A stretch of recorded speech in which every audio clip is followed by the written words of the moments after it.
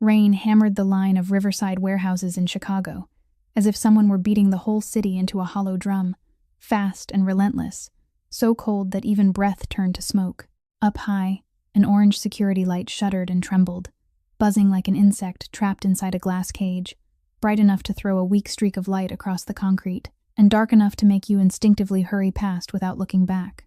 Hannah Blythe pulled her collar up high, one hand gripping her younger sister's backpack strap, the other buried deep in the pocket of a thin, worn-out jacket. She'd just finished the night shift, her body heavy with fatigue, her stomach empty, her phone down to a single bar of battery, red as a final warning. Jade stayed close at her side, her canvas shoes soaked through with rain, her eyes still bright, but her shoulders hunched tight against the cold. The two sisters took the longer way, the route past the warehouses where fewer people passed, so they wouldn't have to walk under bright streetlights and through prying looks, because sometimes being poor isn't only about not having money, it's about being looked at as if you don't belong in this world. Then Jade stopped short. Not because of sirens, not because of a forklift, not because of a metal door slamming. It was crying. Not one cry, but two layered together, thin, high, urgent, like an alarm that had just been switched on in a place where no one wanted to listen. Jade lifted her head, her face draining pale. "Sis, do you hear that?" Hannah strained to listen. The cries burst out again, this time shorter, weaker, as if whatever was crying was so exhausted it couldn't beg for help any longer. Outside the warehouse gate, a security guard still stared down at his phone, as if the world existed only inside the screen. A driver slammed his car door, earbuds in, walking straight on without even a glance. A woman pushed a cart past in silence, shoulders drawn up against the icy rain, never looking up. No one stopped, no one asked, no one bothered to listen. Hannah swallowed hard, her stomach giving a small, shameful sound, rain slipping through her shoes and turning numb with cold. And in her mind a familiar sentence flickered on. Someone will check, but the bare truth answered with silence. No one checks. Jade clutched her sister's hand, her voice shaking. "Let's go home, sis." Hannah wanted to. She wanted to pull Jade back toward the brighter road, to pretend nothing was there, to survive the way she'd survived for years. Stay away from trouble. Stay away from danger. Stay away from anything that could swallow a life whole. But the crying rose again, smaller, thinner, and that thinness tightened around Hannah's heart. She had heard sounds like that somewhere else, in another time, when she was a child and no one stopped for her. Her feet moved before her mind could stop them. She drew Jade along, slipping between two warehouse rows where the walkway narrowed and the wind cut like a knife. The smell of wet metal, old water, and rust caught in her throat. The rain slanted sideways, painting white streaks in the orange light. Hannah called out softly, as if she feared that speaking too loud would make the darkness answer back. "Is anyone there?" The reply wasn't a human voice, only trembling cries, and a heavy breath as if someone were being strangled. Then, under the weak circle of the security lamp, they saw him. A man slumped against a freezing sheet metal wall, head tipped back, his white shirt soaked through, but what weighted its color wasn't rain. A dark stain spread from his side, slow and thick like ink, as if blood were patiently claiming the fabric thread by thread. He wore an expensive suit, even while lying in muddy water and rust. The watch on his wrist still glowed, but his face was ashen as paper. In his arms was a baby boy, only a few months old, wrapped tight in a blanket, his face red from crying until he choked, tiny fingers hooked into the man's lapel, as if clinging to the last edge of life itself. Hannah froze. Jade stepped back once, but her eyes never left the baby. Every instinct in Hannah screamed, "Run! Call someone! Do anything except move closer to a bleeding man in a place where no one hears." But the baby's cries began to break apart, fading, like a lamp about to go out when the oil is gone. The man shifted slightly, as if even one movement could tear the pain straight through him. And just as Hannah started to turn away, his eyes opened. Not the eyes of a panhandler, not the vague, pleading eyes of someone asking for help. They were the desperate eyes of someone about to let go, yet still forcing his arms to tighten around what he loved, as if holding it hard enough could make death slow down by a single beat. He looked straight at Hannah through the rain, his voice hoarse as if dragged over gravel, so thin the wind could have carried it away. You heard the baby." Hannah didn't know whether to be afraid or to feel pity. She only knew that if the baby fell silent, Everything would end right here. Behind her, Jade whispered, "Sis," like a last tug on her sleeve. The man tried to lift his chin, his lips already gray with cold. Blood at the corner of his mouth as he forced himself to speak again, each word as if it were carved out of his lungs with a blade. "Before you know who I am." He paused to breathe, blinking slow, like a flickering light. "Before it gets complicated, please." The rain struck harder. The orange lamp blinked once. He pressed the baby tighter to his chest, as if the child were the only proof he had ever truly loved anything in this life. "Promise me one thing." Hannah heard her heart pounding, as if it wanted to break her ribs, as if it wanted to leap out and decide for her. He whispered, his voice nearly disappearing into the rain. "Promise, you won't leave the baby behind." And in that moment, Hannah understood a ruthless truth. If she turned her back, no one else would turn around. Not for a strange man in a suit, and certainly not for a baby crying himself empty in arms smeared with blood. She looked at Jade. Jade looked back, eyes wet and frightened, but she still stood there. All their lives they had taken the long way to avoid trouble, and yet the biggest trouble of all lay right in front of them, breathing weakly, crying more softly by the second, waiting for someone brave enough to stop. If you're pulled into this moment, remember to support me. Share with friends if you also believe that sometimes a single decision can change an entire fate. And don't forget to subscribe to the channel so you won't miss the next part. Hannah didn't answer the like and share line that had slipped out of her mouth out of habit, a reflex to steady herself, because the moment that promise still hung in the damp, freezing air, her body had already shifted into survival mode, lowering herself slowly, as if one sudden movement might make the man collapse. She set both knees on the wet concrete, the cold needling through her pants, then reached out without rushing to touch the wound, only to look. The dark stain at his side wasn't spreading like a splash. It was soaking in thick, heavy, stubborn, as if someone had tried to press it closed and failed. Only then did Hannah understand what had made Jade hear two cries, because the second sound wasn't only the baby boy. The second was the man's breathing, whistling, catching, harsh and weighted, trapped inside his chest, echoing between the two metal walls like another child sobbing. Each time he drew a breath, the rasp stretched on, then stopped short, as if someone were squeezing his throat.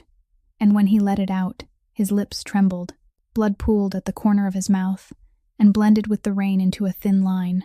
"Don't talk," Hannah whispered, not knowing if she was warning him or warning herself. She glanced at the baby and saw the tiny eyes rimmed red, the mouth opening as if searching for warmth, the crying no longer a wail but hiccuping, the kind of hiccup that scares people, because it sounds like a battery about to die. Jade stood behind her, still gripping her backpack strap as if it were the only thing keeping her from shaking apart. "Sis, someone's watching," Jade said very softly, her voice breaking. Hannah turned where Jade pointed, and through the curtain of rain, at the far end of the narrow passage, a car light flicked on and off, like someone blinking. It wasn't a car passing through. It stayed still long enough to make the orange glow on the puddles tremble, then went quiet again. Hannah swallowed, her heart pounding harder. She turned back to the man and tried to read whether he was still conscious. He stared at her as if clinging to the last thread, the hand holding the baby tightening so hard his knuckles blanched white. "What's your name?" Hannah asked, just to keep herself from panicking. He lifted his lids with effort, his throat so dry his words came out like bits of gravel. "Raphael," he said, then coughed lightly, the stab of pain pulling his shoulder inward. Hannah placed 2 fingers on his wrist, searching for a pulse the way she'd once picked up from a nurse at a place she used to work. The pulse was there, but weak and fast, like it was running. "Call an ambulance," Jade whispered, her confused gaze stuck to the baby boy. Hannah pulled out her phone, its cracked screen reflecting her own pale face, the red battery icon almost mocking her. Her finger hovered over the emergency number, and for one brief moment, the part of her that wanted to be a good person won.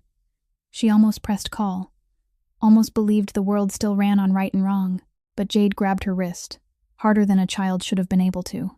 "Don't," Jade said, eyes wide, not afraid of the man, but afraid of the invisible thing behind him. "People around here. Calling the police is calling the ones who sell information. You remember what happened to Aunt Tasha, don't you? They got there before the ambulance did." Hannah went rigid, broken memories of trusting the system, of uniformed faces with eyes cold as stone, swept through her mind like rain slapping straight into her cheeks. She looked at Raphael, then at the baby. The man drew in a painful, whistling breath, as if he had to pull air through a wire. "No," he murmured, reading what they were thinking. "Don't call. That number." His hand trembled as it worked inside his suit jacket, moving as slowly as if each inch stole a year from him. Hannah was ready to swat his hand away, afraid he was reaching for a weapon. But what fell out was only a thin card. No logo, no company name, the front blank and cold under the orange light. Raphael pressed it into Hannah's palm like he was handing her a secret. "The back," he said, his voice breaking. "Only call that number." Hannah flipped the card and saw a string of digits printed small and neat. Nothing to tell her what it was. Only cold numbers like a door not meant for someone like her. "What is this?" Hannah asked. But Raphael only shook his head very slightly, as if even that hurt. "Just call," he breathed. "Say, Marisol." At that name, Jade flinched as if she'd touched a live wire. Hannah didn't know who Marisol was, but the way Raphael said it sounded the way people speak an antidote when they're being poisoned. She looked at her phone's battery, looked back at the baby hiccuping weakly, then closed her eyes and pressed call. There was no ringing tone, only a brief silence, like a held breath, and then a woman's voice answered immediately, low, cold, controlled in a way that was frightening, as if she'd been waiting before Hannah ever dared to decide. "Who's holding the card?" the voice asked. Hannah jolted and tightened her grip on the phone. I'm here with an injured man and a baby," she said fast, afraid of losing signal, afraid the battery would die, afraid she'd wake up and realize it had all been a nightmare. "He told me to call Marisol." The line went silent for exactly 1 second. Then the woman's cadence changed, still cold but now sharpened with urgency. "I'm Marisol. Listen to me. You're in the Riverside Warehouse District, in the passage between 2 rows, right? There's an orange security light overhead. Is there a bay door marking nearby?"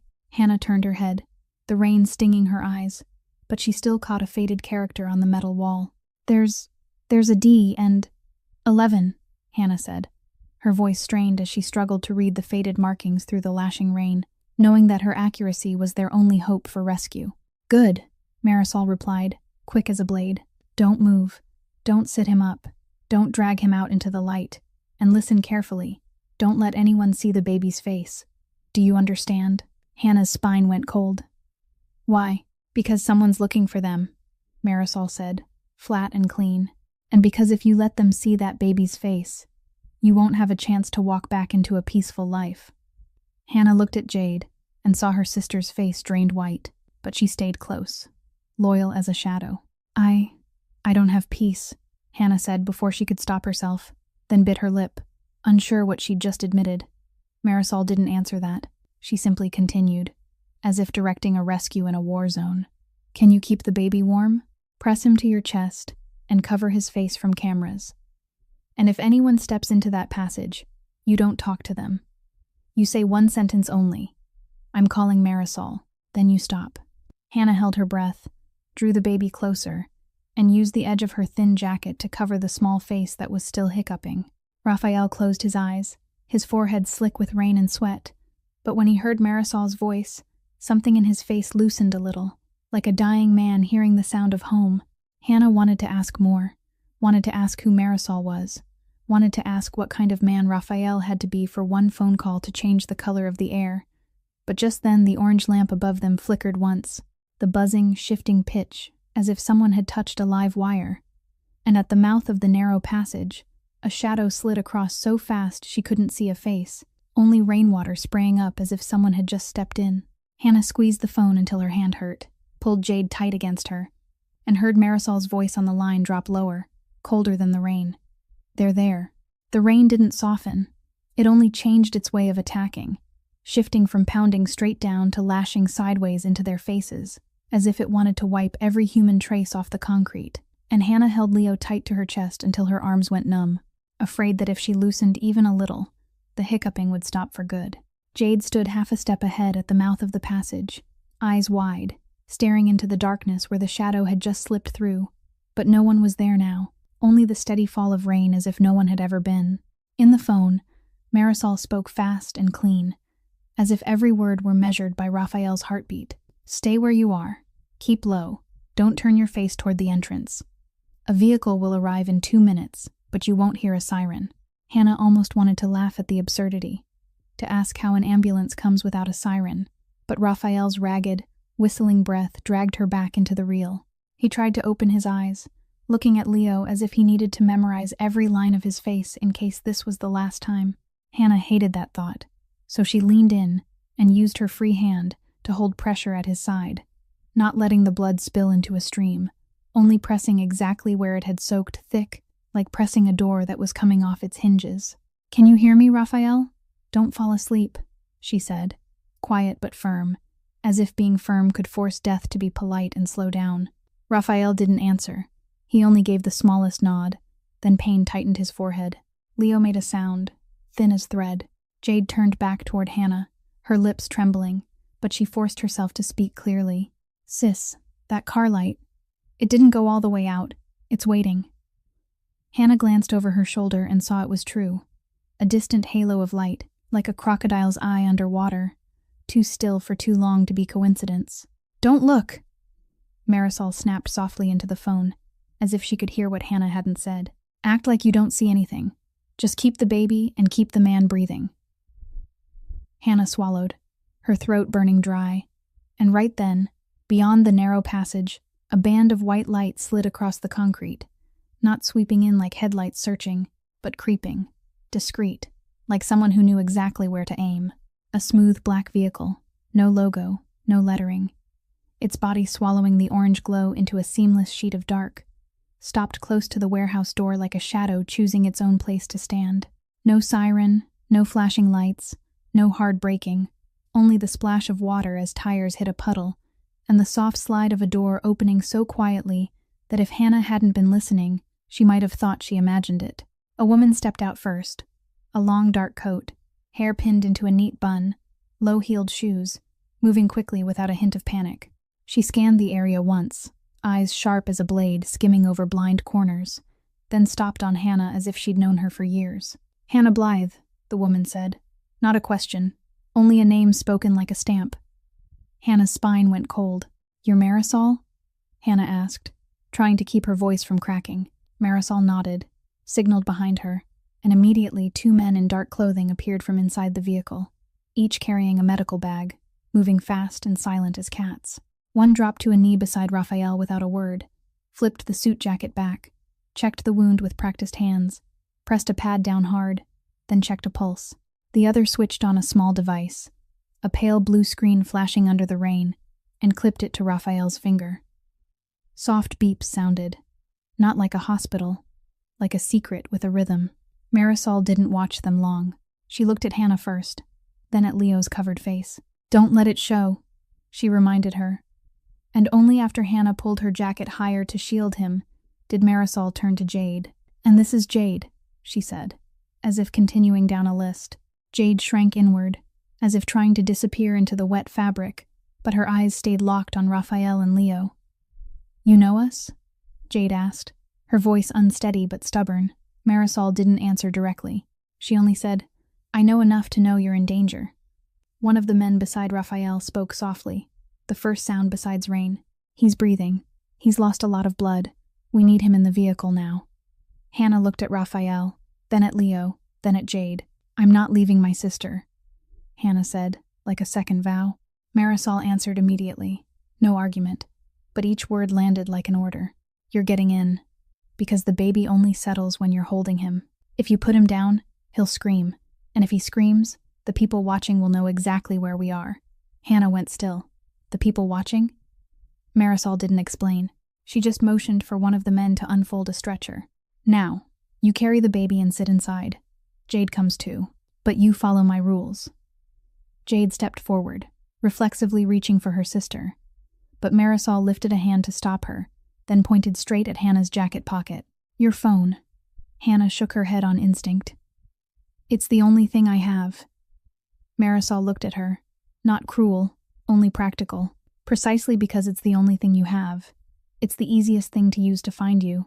Hannah hesitated for half a beat, then pulled her phone out and placed it in Marisol's hand. Jade immediately handed over her own phone, lips pressed tight as if she might cry from sheer frustration. But she still gave it up. Marisol slipped both into a signal-blocking pouch and zipped it shut with a sharp sound, like closing the door on their old world. From now on, no calls, no location, no one can reach you, and that's how you stay alive, she said, then turned toward the men lifting Raphael onto the stretcher. Raphael groaned, his eyes snapping open, looking at Hannah as if terrified of what he was about to lose. Hannah bent close to his ear. "I'm here," she said, as if she were saying it to herself. "I promised." Leo hiccuped once, then went quiet, his face pressed against Hannah's neck, his small breath warming her skin, weak but real. They loaded Raphael into the vehicle first, and then Marisol all but guided Hannah in after him, not rough, but allowing no delay. Jade climbed in behind, her freezing hand clutching at Hannah's coat hem. The sliding door shut, cutting off the outside sound, leaving only the scent of clean metal and faint antiseptic. Hannah thought she'd escaped the orange light, until Marisol paused at the threshold for one last second, lifted her head, and looked straight up at the trembling security lamp. And Hannah saw it clearly, a small black lens underneath it, glittering like a pupil. Marisol didn't curse, didn't panic. She only said very softly, loud enough for all of them to hear, as if speaking to someone not present. "Someone's watching." The vehicle rolled forward without a single alerting sound, as if it wasn't driving on the streets of Chicago at all, but on its own private layer of silence. And through the tinted glass, the city's yellow lights drifted past, warped like memories dipped in water. Hannah sat rigid on the leather seat, Leo still pressed to her chest, while Jade leaned in close beside her, eyes fixed on Raphael lying across from them on the stretcher. The strange man in the expensive suit now looking like a gray shadow dragged downward by blood, with only his hands still trying to hold an invisible space around the baby, the habit of protection not yet dead. One of Marisol's team checked the equipment, changed the gauze, spoke in short phrases Hannah didn't fully understand, but she understood their meaning in that expressionless face. Everything was racing. Marisol sat up front, glancing back now and then, her gaze passing over Leo as if taking his temperature, then pausing on Hannah as if weighing how much truth she could carry in one night. The vehicle turned onto a narrow road with no sign, slipped through an iron gate that was already open, then stopped in front of a low gray building tucked among warehouses and empty offices, a place that from the outside looked like somewhere people didn't want to enter, yet inside the white light was so clean it made Hannah squint. The door opened, and no one greeted them with questions, only hands already moving with rehearsed purpose. Raphael was pushed straight down a corridor, the stretcher wheels rolling over tile without loud noise, only a faint hiss like claws, and Hannah was guided to follow. But when she tried to step close to the operating room door, a nurse in green scrubs immediately lifted a hand to block her. "No," Marisol said for her, her voice still calm, but leaving no room for refusal. "You sit here." They led Hannah and Jade into a small windowless waiting room, cream-colored walls, fabric chairs too clean, no old magazines, no loud television, only a water dispenser and a disinfectant scent, light as snow. The door closed, the lock clicking softly. But that soft sound made Hannah realize she wasn't a guest. She was someone being kept. Leo shifted once and hiccuped, and Hannah looked down and saw the baby's skin was colder than it had been at the warehouse. His lips not blue but pale, his breathing no longer as even as before, with brief pauses like little stumbles. She laid her fingers over his chest through the blanket and felt his tiny heart beating fast, like a trapped bird. "Is he okay?" Hannah asked, keeping her voice normal, while inside she felt crushed. Jade swallowed hard, her eyes red, yet she kept looking toward the door as if trying to memorize everything. "I remember that security guard earlier," Jade said, forcing her voice low, as if the walls could hear. He never looked up, but when the crying started the second time, he tapped his phone right away, like he was sending something. I saw his finger move, the way people do when they text fast. Hannah turned to her, cold sliding along her spine, because Jade spoke with a certainty that wasn't childish imagination. It was the certainty of a kid who had learned to survive by watching. "Are you sure?" Hannah asked. Jade nodded, her eyes bright with the frightening light of someone who sees what others miss. "I watched his hand, then I looked at that car light waiting far away, and I understood. Someone tipped them off." Hannah wanted to pull her close, wanted to tell her she was wrong, wanted to hand her back her childhood. But the waiting room door opened, and Marisol stepped in like a straight line, cutting through everything soft. She set a small bag on the table, sat down across from them, and didn't circle around anything. "The doctor's going to operate to remove the bullet," Marisol said. "He has a chance. Not the kind you see in movies, but enough to fight." Hannah tightened the blanket around Leo. "And Leo?" The name came out of Hannah's mouth so naturally that it startled her, as if she'd been calling him that all her life.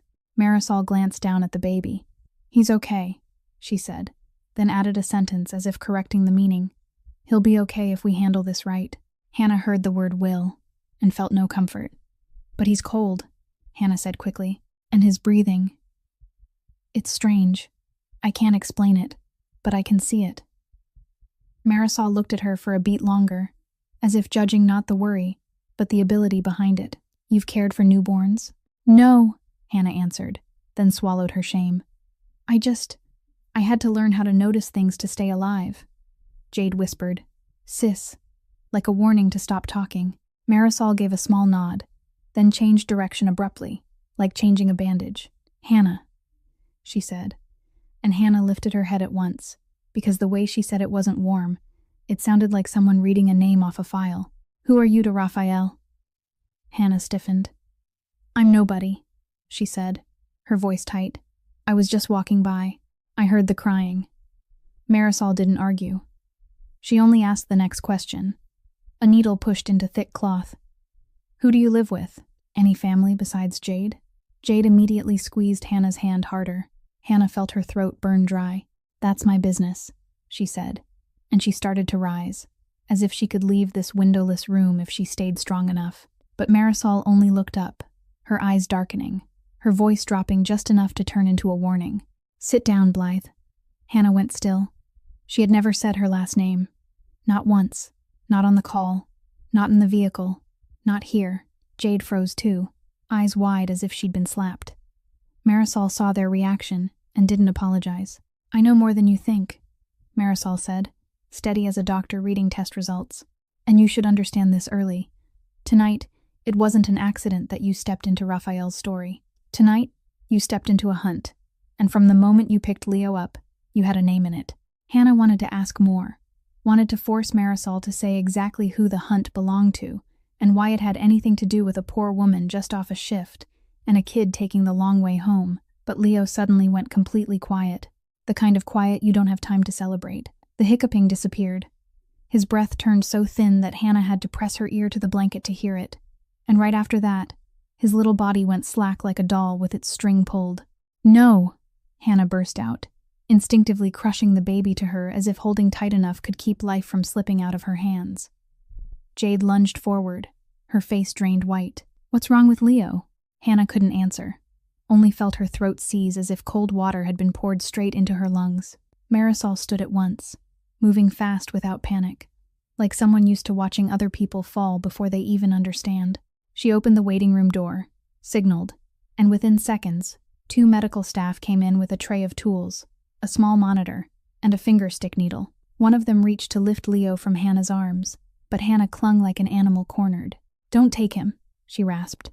"Here," Marisol said, short, "just checking." The nurse pinched Leo's fingertip. The screen flickered. Then a tiny bead of blood appeared on the test strip. Hannah stared as if she were staring into her own fate. Because from the moment she promised not to leave the baby behind, everything had bound her to this tiny body. Jade stood behind her, fingers hooked into Hannah's coat like she was afraid that if she let go, Hannah would shatter. Marisol didn't look at Hannah. She looked at the clock on the wall, then at the door, as if she could hear with her eyes. "The doctor said he's fine," Hannah said, like she was trying to remind herself this couldn't be real. He was breathing. The nurse watched the display, his brow tightening, then murmured something to the other one that Hannah couldn't make out. Marisol stepped in, snatched the test result. Her eyes scanned it, and for one rare moment, Hannah saw something like anger flare inside that control. "Sedative," Marisol said, the word coming out like a shard of glass. Very light, not enough to kill, enough to drop him. Hannah went numb. A sedative? But who? How? She looked around this spotless room, where everything was locked down, where they had taken both her and Jade's phones, where it should have been safer than that rain-soaked warehouse passage. Marisol looked straight at Hannah, her voice lowered, each word hammered in place. This isn't just surveillance out there anymore. This is medical intrusion. Jade made a small choking sound, like someone being pushed underwater. So they have people in the clinic too? Hannah asked. And this time, the fear wasn't fear of darkness. It was fear of light, because even light could be bought. Marisol didn't answer. She turned and walked straight into the hall, signaled to someone outside, and within minutes, the whole area shifted state. Soft locks clicked up and down the corridor. Light, but continuous. A man in security appeared, hung a sign on the waiting room door that read "Authorized personnel only," then stood guard like a statue. Marisol came back and spoke quickly. "The way you command a tactical team, lock it down. Check the shift roster. No one leaves this floor until we verify." Hannah heard the words "lock it down," and it sounded like the bolt sliding across her life. Jade tugged Hannah's hand and whispered, "Sis, I saw. When they brought us in, there was a man who didn't look like a nurse." Hannah turned to her. "Which man?" Jade swallowed, searching her memory. Green scrubs, but his shoes. Shiny leather shoes, pointed toe. Not medical shoes. And his watch. A big silver watch with a black face, the kind rich men wear. Hannah shivered, because she had cleaned for wealthy places before. She knew the kind of person who lets a watch speak in place of a soul. Jade blinked fast. Then, as if something clicked, she slipped her hand into her jacket pocket, where Marisol had taken the phones. But Marisol had taken the phones, not the memory. I took a picture," Jade said, her voice almost not believing itself. Hannah froze. "A picture of what?" Jade bent closer and whispered into her ear. "When they were taking us down the hall, I saw him near a door, and I lifted my phone like I was checking the time. I got his shoes and his wrist, but then Marisol took my phone. I didn't have time to send it." Hannah wanted to scold Jade for risking it, and wanted to hold her for doing what grown-ups never think to do. "Where's the phone now?" Hannah asked, as if hope could bring it back. Jade shook her head, eyes wet. "But I remember it clearly," she said, then pulled a small scrap of paper from her pocket, torn from some receipt, covered in shaky but legible notes, the shape of the toe, a scuff mark, the color of the watch strap, and a small symbol, like she'd managed to write it down in the few seconds before they took away the one thing that could have proven it. The waiting room door opened.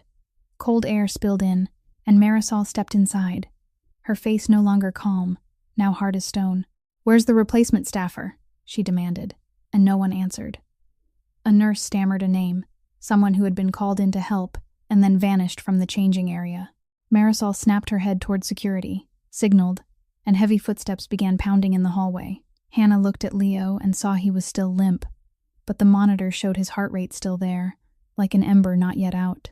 She heard Marisol's voice beside her, low and cold, making sure Hannah understood the kind of world this was. "This isn't an accident," Marisol said. "They're testing us. They're measuring my response, Raphael's route, and most of all, Leo's route." Leo was kept inside the clinic, not to rest the way they tell young mothers at the public hospital, but to be monitored like living evidence, and Hannah stayed seated beside him the entire time, both hands refusing to leave the blanket, as if the second she blinked someone would quietly change the baby's heartbeat again. The light sedative was gradually neutralized. Leo's breathing evened out again, but stayed thin, and every time he stirred, Hannah felt herself shake, because someone out there had gotten close enough to touch his life without needing to break a door. Marisol moved like wind through the hallways, locking rooms, calling people, demanding shift lists, pulling camera feeds, and when she came back she didn't offer comfort. She offered a single sentence that made Hannah understand this was no longer about helping an injured man. "We're leaving the moment Raphael's awake enough to move," Marisol said, then looked straight at Hannah. "And you're coming?" Hannah sprang up as if someone had pressed on an old wound. "No," she said, her voice rough. "I helped in the warehouse. I called. I did enough. Jade has school. I can't drag my sister into this." Jade stood beside her, still gripping the scrap of paper with the description like it was a life preserver, her eyes glittering with fear and stubbornness. "I'm not going anywhere if you're not going," Jade said fast, then bit her lip as if she knew she'd just said the one thing that would set Hannah on fire. Hannah turned to her, anger and love twisted together.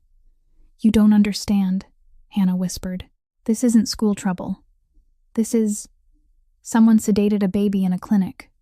Jade swallowed. I do understand, she said, quiet but unflinching. I understand more than you think. Marisol didn't step into the argument the way an ordinary adult would. She just stood there, let the emotion burn its full circle, then spoke more slowly, laying down rules. Outskirts, safe house. From now on, no fixed schedule, no familiar route.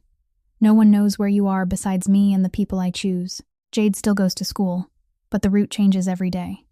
If today is route A, tomorrow is route B. The day after is route C.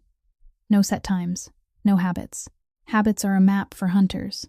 Hannah stared at her like she was being forced to play a role in a movie she never asked to join. I don't have a car. I don't have money. I have a job, Hannah said, her voice starting to crack from exhaustion. I can't live like I'm running. Marisol tilted her head, her gaze not soft, but true. You've been living like you're running for a long time, Hannah. It's just that before, you were running from poverty, from prying looks, from anything that wanted to swallow you. Now, the thing that wants to swallow you has a name and people. Hannah wanted to push back, wanted to say she never wanted her name in any hunt at all. But just then the recovery room door opened, and a doctor stepped out to say Raphael was awake enough to speak a few sentences, but not awake enough to argue.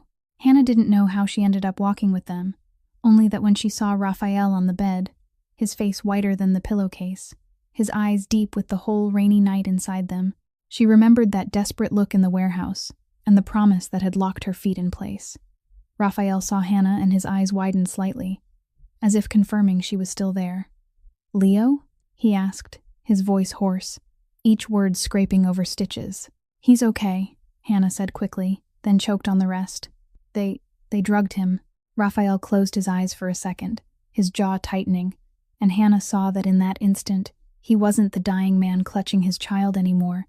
He was something colder, more dangerous, like an animal that's just had its young touched. Marisol spoke plainly, no soft edges. There's someone inside the clinic. The replacement staffer disappeared. They're testing our response and Leo's route. Raphael opened his eyes again, looked at Marisol, then looked at Hannah. I'm sorry, he said. And that apology wasn't polite. It sounded like a confession. Hannah let out a dry, bitter laugh. Sorry, for what? For me meeting you? Or for me being stupid enough to stop? Raphael tried to lift himself, but pain cut him short. Because you and your sister don't deserve to be dragged into my war, he said, and this time his voice carried steel under the fatigue. But you're in it now. Hannah's breath came faster. I can back out, she said, clinging to the idea. I can take Jade home. I can pretend tonight never happened. Raphael looked at her, his eyes dark. You can't, he said, not because I want to keep you, but because the people who want me dead saw you holding Leo. Hannah went cold. Who wants you dead? Raphael paused for a beat, as if weighing truth against protecting her from fear. Then he chose truth, because truth is dangerous, but at least it doesn't betray you. I'm not a businessman, he said, low. I'm the head of an organization. Mafia. The word dropped between them like a stone into black water. No echo, only the sudden chill spreading through everything. Hannah looked at him, then at Marisol, then at Jade, and suddenly she felt as if she'd stepped into a room with no door out. No, Hannah whispered. That can't be. Raphael didn't argue. He only looked at her the way you look at someone who has just understood why the night sky always carries rain. I understand you want out, he said, but before you decide, look at Leo. They're not coming for me because I'm me. They're coming for me because I have something to lose. Hannah bent toward Leo and saw him sleeping, his face peaceful as if he'd never been dragged into anything dirty. In Hannah's mind, a door opened, and behind it came images she didn't want to see. Jade walking to school with someone following, strange calls, cars parked too far away. Marisol cut through it, her order landing like a hammer. Move them. Now. The relocation happened so fast Hannah couldn't even pack her thoughts. They went to a different vehicle, switched routes, turned again and again, as if cutting off an invisible tail. The outskirts appeared. Quiet rows of houses and trimmed lawns. A world Hannah had always believed wasn't meant for her. The safe house was so ordinary it felt suspicious. White paint, small windows, no sign, inside clean and empty like it had just been rented.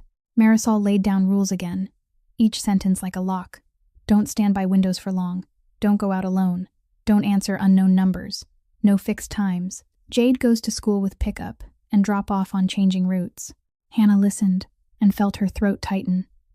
My sister isn't a hostage, she said, her voice shaking with anger.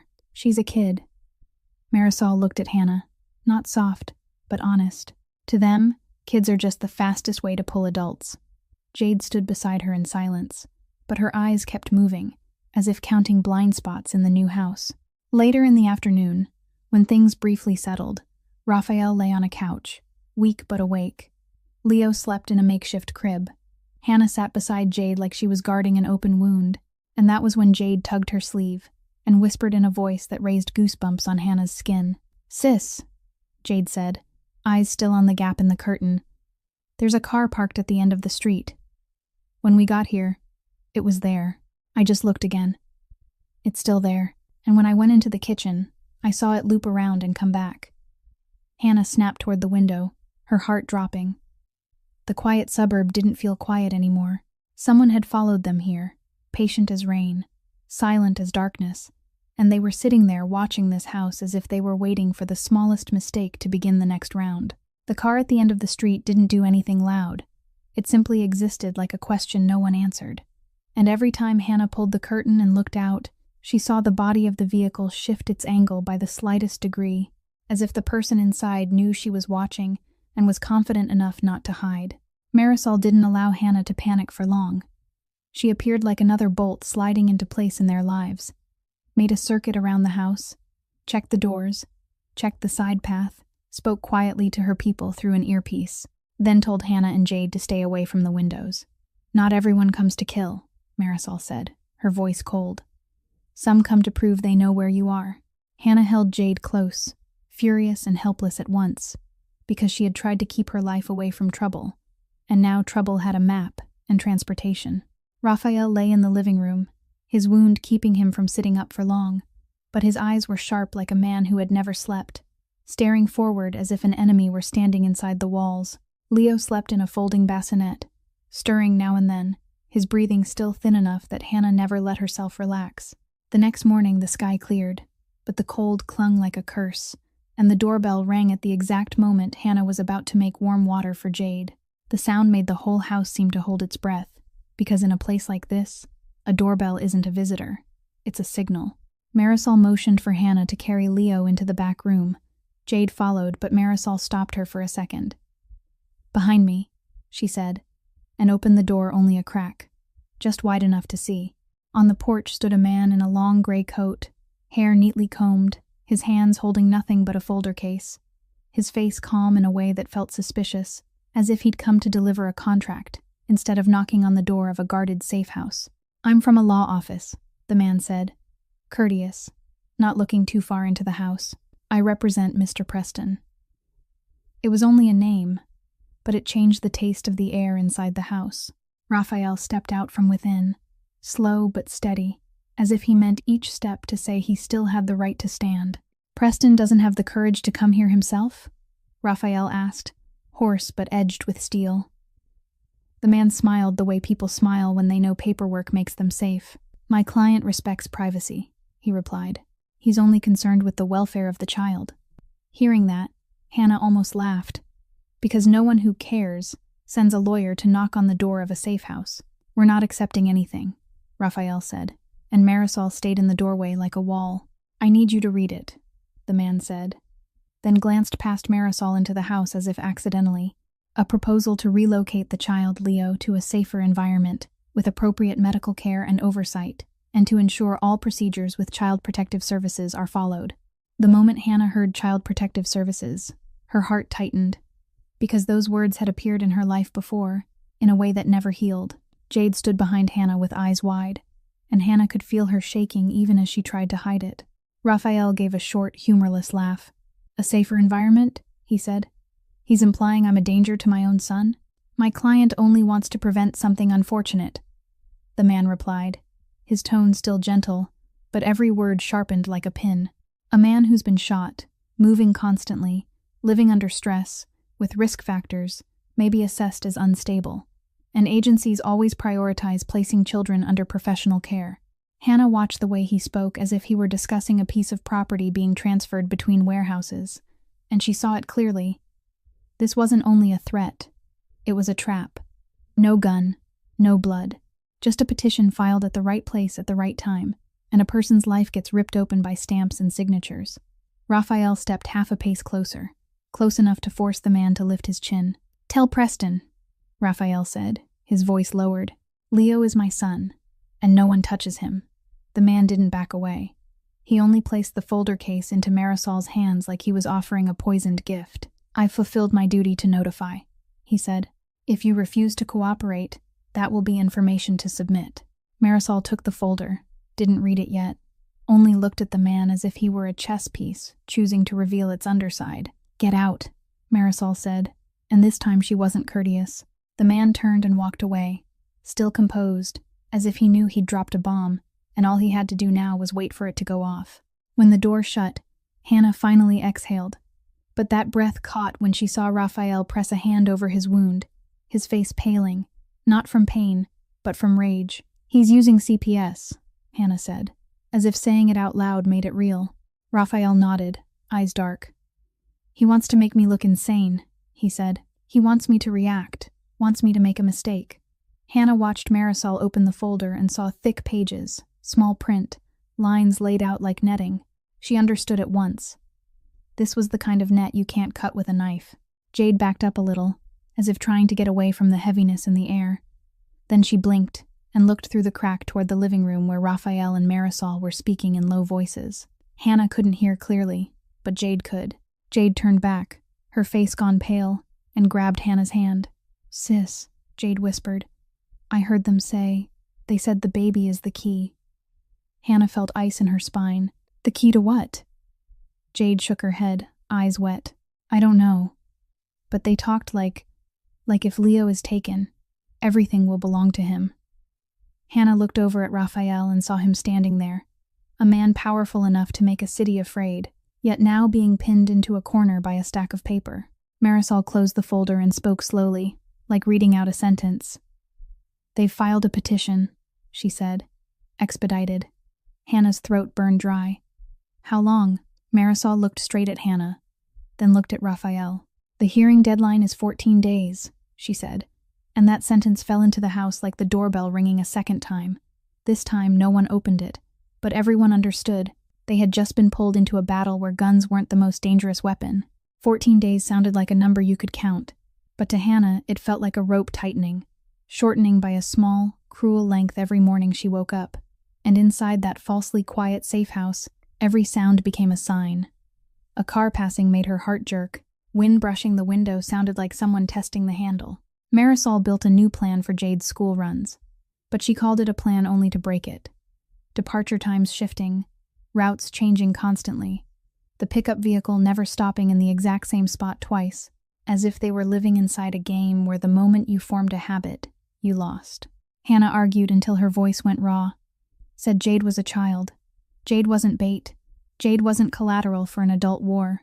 But Jade looked at her with an expression that was both tender and stubborn, the look of a kid who had learned that if you don't protect yourself, no one will do it for you. "I just want to know what I'm afraid of," Jade said softly, when Hannah pulled her into the kitchen, trying to keep her own voice from cracking because Raphael and Marisol's people were outside. "If I know its face, I can sleep." Hannah wanted to say sleep didn't matter as much as living, wanted to scream that if Jade disappeared for even a minute, she'd never forgive herself for the rest of her life. But Jade had started observing the way people observe when survival depends on it, and now that habit had become a weapon. That afternoon, when Marisol's vehicle took Jade to school, Jade deliberately asked to be dropped at the corner a short distance from the gate, said she wanted to buy a carton of milk at the convenience store, and before Hannah could protest through the escort's phone, Jade was already walking, moving normally, shoulders loose like a kid who didn't know anything. But her eyes kept sweeping the glass of parked cars, the reflections of pedestrians behind her, the mirror angles inside the store, even the shadow sliding past puddles. She walked for a bit, then stopped to tie her shoelace, pretended to dig in her bag, slowed herself by a few extra beats to see who would slow too. A man passed, then turned his head back as if by accident, stopped near a bus shelter with a coffee cup in his hand, eyes not looking at her, but his body angled toward her in the exact way of someone waiting for a signal. Jade lifted her gaze for 1 second, and in that second, she saw what made her skin go ice cold, because it matched too perfectly with the fear written on her scrap of paper. Shiny leather shoes, pointed toe, a small scuff at the edge, and a wrist exposed under his sleeve showing a big silver watch with a black face. Not the kind you wear to check the time, the kind you wear to remind the world you belong to a different level. Jade didn't stare. She only kept walking, bought the milk for real, then took a casual turn down the next block, as if she'd simply changed her mind, to see whether he would change too.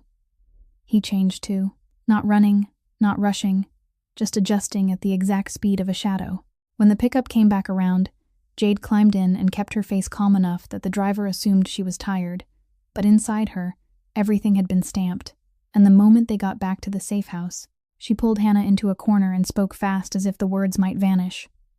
"Sis, I saw him," Jade panted. "The shoes and the watch, exactly like I wrote. He was near the school." Hannah felt as if someone had shoved her underwater. "What did you do, Jade?" she snapped, the anger breaking loose before she could hold it back. Anger braided with terror. "You went by yourself. You want to die. You want to make me lose my mind." Jade flinched, but didn't cry. She bit her lip until it went white, then said one sentence that lodged in Hannah's throat. "If I don't do it, they'll still follow me anyway. I just won't know. I want to know so you won't be blind." Hannah wanted to hold her, but her hands trembled, wanted to apologize, but only hard words came out. Marisol stepped in right then, caught the last few words, her gaze sharp as a blade, but aimed not at Jade, aimed at the world outside. "Describe him," Marisol said. Jade recounted every detail. Where he stood, how he watched, how he adjusted his direction. Even the smell of coffee, and the way he held the cup like someone unafraid of spilling because his hand was used to holding things more expensive. Marisol didn't praise her. She only gave the smallest nod, then called her people, speaking low and fast, ordering them to pull camera footage around the school area and the bus stop, cross-check it against the clinic replacement roster, cross-check the shoes and the watch if anyone had appeared in that hallway that day. Hannah listened and understood the most frightening part. Jade had turned herself into bait to make the watcher show his face. "I don't allow that," Hannah said, her voice cracking. "I don't agree to using my sister to fish." Marisol looked at Hannah, her eyes steady but heavy. "You didn't use her," Marisol said. "They already did.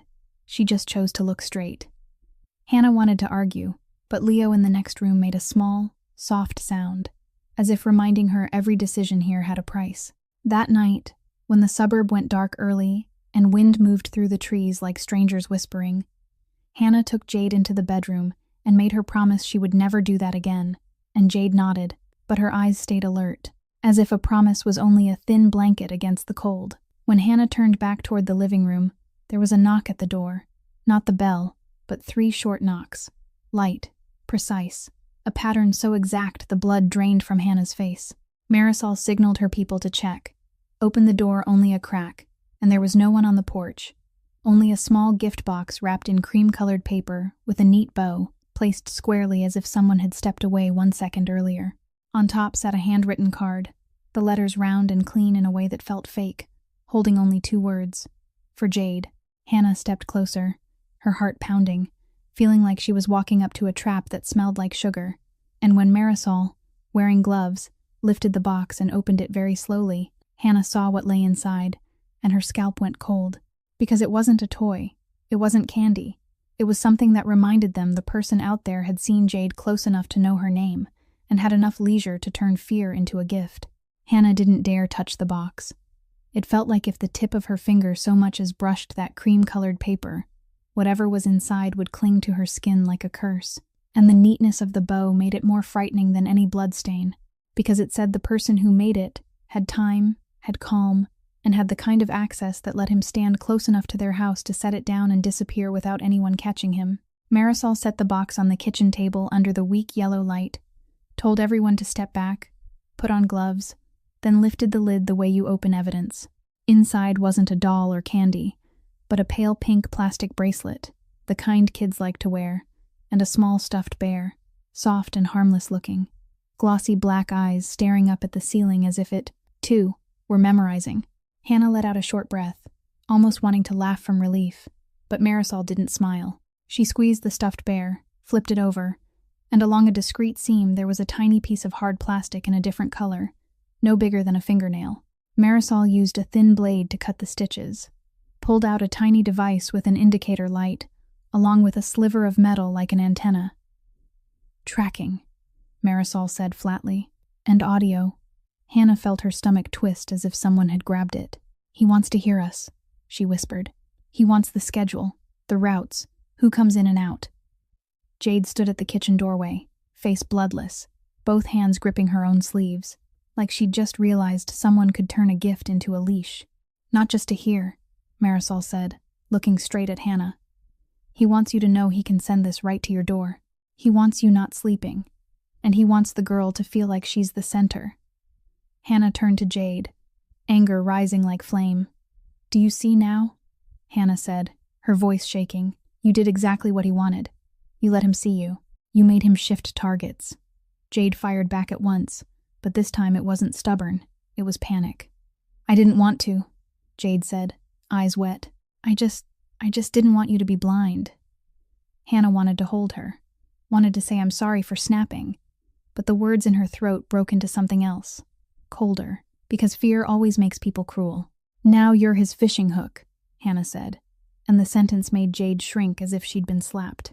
Marisol gave a small nod of confirmation, like stamping the truth of what Hannah had just said. "Yes," she said, "the girl is the hook now. He pulls you by your sister, because you will always run toward Jade before you think."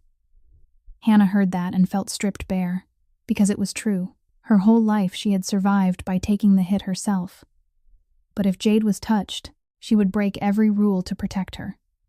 "No," Hannah said quickly, reaching for the only escape she could see. "I'll get Jade out of here. I'll send her to Aunt Beverly." Jade snapped her head up. "No," she said instantly, her voice higher than usual. "I'm not going. I'm not leaving you here." Hannah swung back, eyes red with anger and fear tangled together. "You think this is a stubbornness game, Jade. You think I can handle it if you vanish. Do you know I will?" "I will." Hannah couldn't finish, because old memories began to rise into her throat. The times she'd been pulled out of a house, pushed into a strange place, told it was for her own good. And she had sworn no one would drag Jade away the way they had dragged her. Jade shook her head again and again, tears falling. "I'm not leaving you," she repeated, like the sentence was the only anchor keeping her from drifting into panic. "If I go, you'll be alone again like before. I won't let that happen." Raphael came in slowly from the living room, looked at the device on the table, his eyes darkening, and in that moment Hannah saw the second truth clearly. Preston wasn't attacking them with violence alone. He was attacking with emotion, with family, with the easiest strings to pull. "Where's Beverly?" Raphael asked Marisol, low. "Far," Marisol said, "but far doesn't mean safe if he already has a network." Hannah went rigid. "Then how?" she asked, her voice breaking. "How do I protect my sister if his hands are everywhere?" Marisol watched Hannah for a moment, then spoke slowly, like warning someone about to throw herself into water out of panic. "You don't protect her by running," she said. "You protect her by controlling information and controlling your weakness. And your weakness is standing right there." Hannah looked at Jade and saw her skinny little sister in an old jacket, but with eyes hard as young stone. Jade stepped closer, her voice smaller, almost pleading. "Don't push me away," she said. "Don't decide for me the way people used to decide for you." The words hit Hannah clean and deep, because they were true and they hurt. Hannah was about to answer when the safe house landline rang, the sound sharp as a blade, and everyone went still. Marisol picked it up, listened for a second, then turned her eyes toward Hannah. "Jade's school," she said. Hannah stepped forward, hands gone cold, took the receiver. "Hello," she said, forcing her voice to stay normal. On the other end was a woman from the office, but there was a strange tension under her voice. "Are you Jade Blythe's guardian?" she asked. Someone just called, claiming to be family, asking who Jade is, and wanting to know which way she's going home today. Hannah felt as if the floor vanished under her feet, and in her mind there was only one thought left, cold and clear as metal. He hadn't only placed a gift on their doorstep, he'd reached into the school, into the one place Jade still thought was ordinary, and the fishing had begun. The call from the school yanked Hannah out of the present like someone had grabbed her by the collar, and everything in her head flipped into survival mode. No long thoughts, only short decisions, and the first decision was to pull Jade out of any schedule another person could predict. Marisol called her people and immediately changed the route, the time, even the pickup point, while Hannah stood in the kitchen, with the receiver still in her hand after the line had gone dead, staring into empty air, as if an invisible board were hanging there that said Preston had taken one more step into their lives. Jade sat on a chair, trying to look tough, but her eyes kept blinking fast, and Hannah could see she was afraid in that way that's half wanting to cry and half refusing to, because crying would mean admitting weakness. "He knows my name," Jade said quietly, her voice dry. "He knows my school." Hannah wanted to say it was fine, but she wasn't good enough at lying to fool herself, so she only reached out, gripped Jade's shoulder, and held on hard, as if touching Jade's skin could keep her from being pulled away. Marisol didn't let them panic for long. She set the phone down on the table and spoke like a command. "We need an outsider," she said. "Someone with legal standing, who can step in and claim Jade if needed, and who can be a witness that the girl has a decent family." Hannah understood immediately that Marisol meant Aunt Beverly, the name Hannah had blurted out on instinct. But ever since then, Hannah hadn't truly dared to call, because calling Beverly meant dragging the past out onto the table. Marisol called herself, no permission asked, no softness, only action, as if every minute of delay was another opening for Preston's hand. Less than an hour later, a vehicle stopped in front of the house, and when the door opened, Aunt Beverly walked in like misplaced warmth inside that cold, tense, safe house. She wasn't wearing a suit. She had no bodyguards. Only a woman in her 40s, lightly curled brown hair, eyes sharp but kind, carrying a large bag like someone packing for a storm, food, medicine, warm clothes, and something Hannah didn't expect, a stack of documents already clipped together. Beverly saw Hannah first, and in that instant all of Hannah's defenses rattled like glass in a hard wind. "My girl," Beverly said, her voice rough with urgency, then pulled Hannah into a brief, solid hug, the kind that doesn't allow the other person to fall apart. Jade stood behind them, looking at Beverly like she was looking at a piece of Hannah's memory Hannah had never told. Beverly turned to Jade, knelt to her level, asked her name, asked if she was cold, then rubbed her shoulder. Simple. And it made Jade exhale like someone had finally acknowledged her. "I'm here," Beverly said, "and no one is taking you anywhere." Hannah almost broke into tears at that one sentence, but she swallowed it down. Because Raphael was here, Marisol was here, strangers were here, and Hannah had lived her whole life by not crying in front of other people. Beverly set the bag down and looked around once, her gaze resting on Raphael for a beat longer. But she didn't look frightened, only aware that he didn't belong to her world.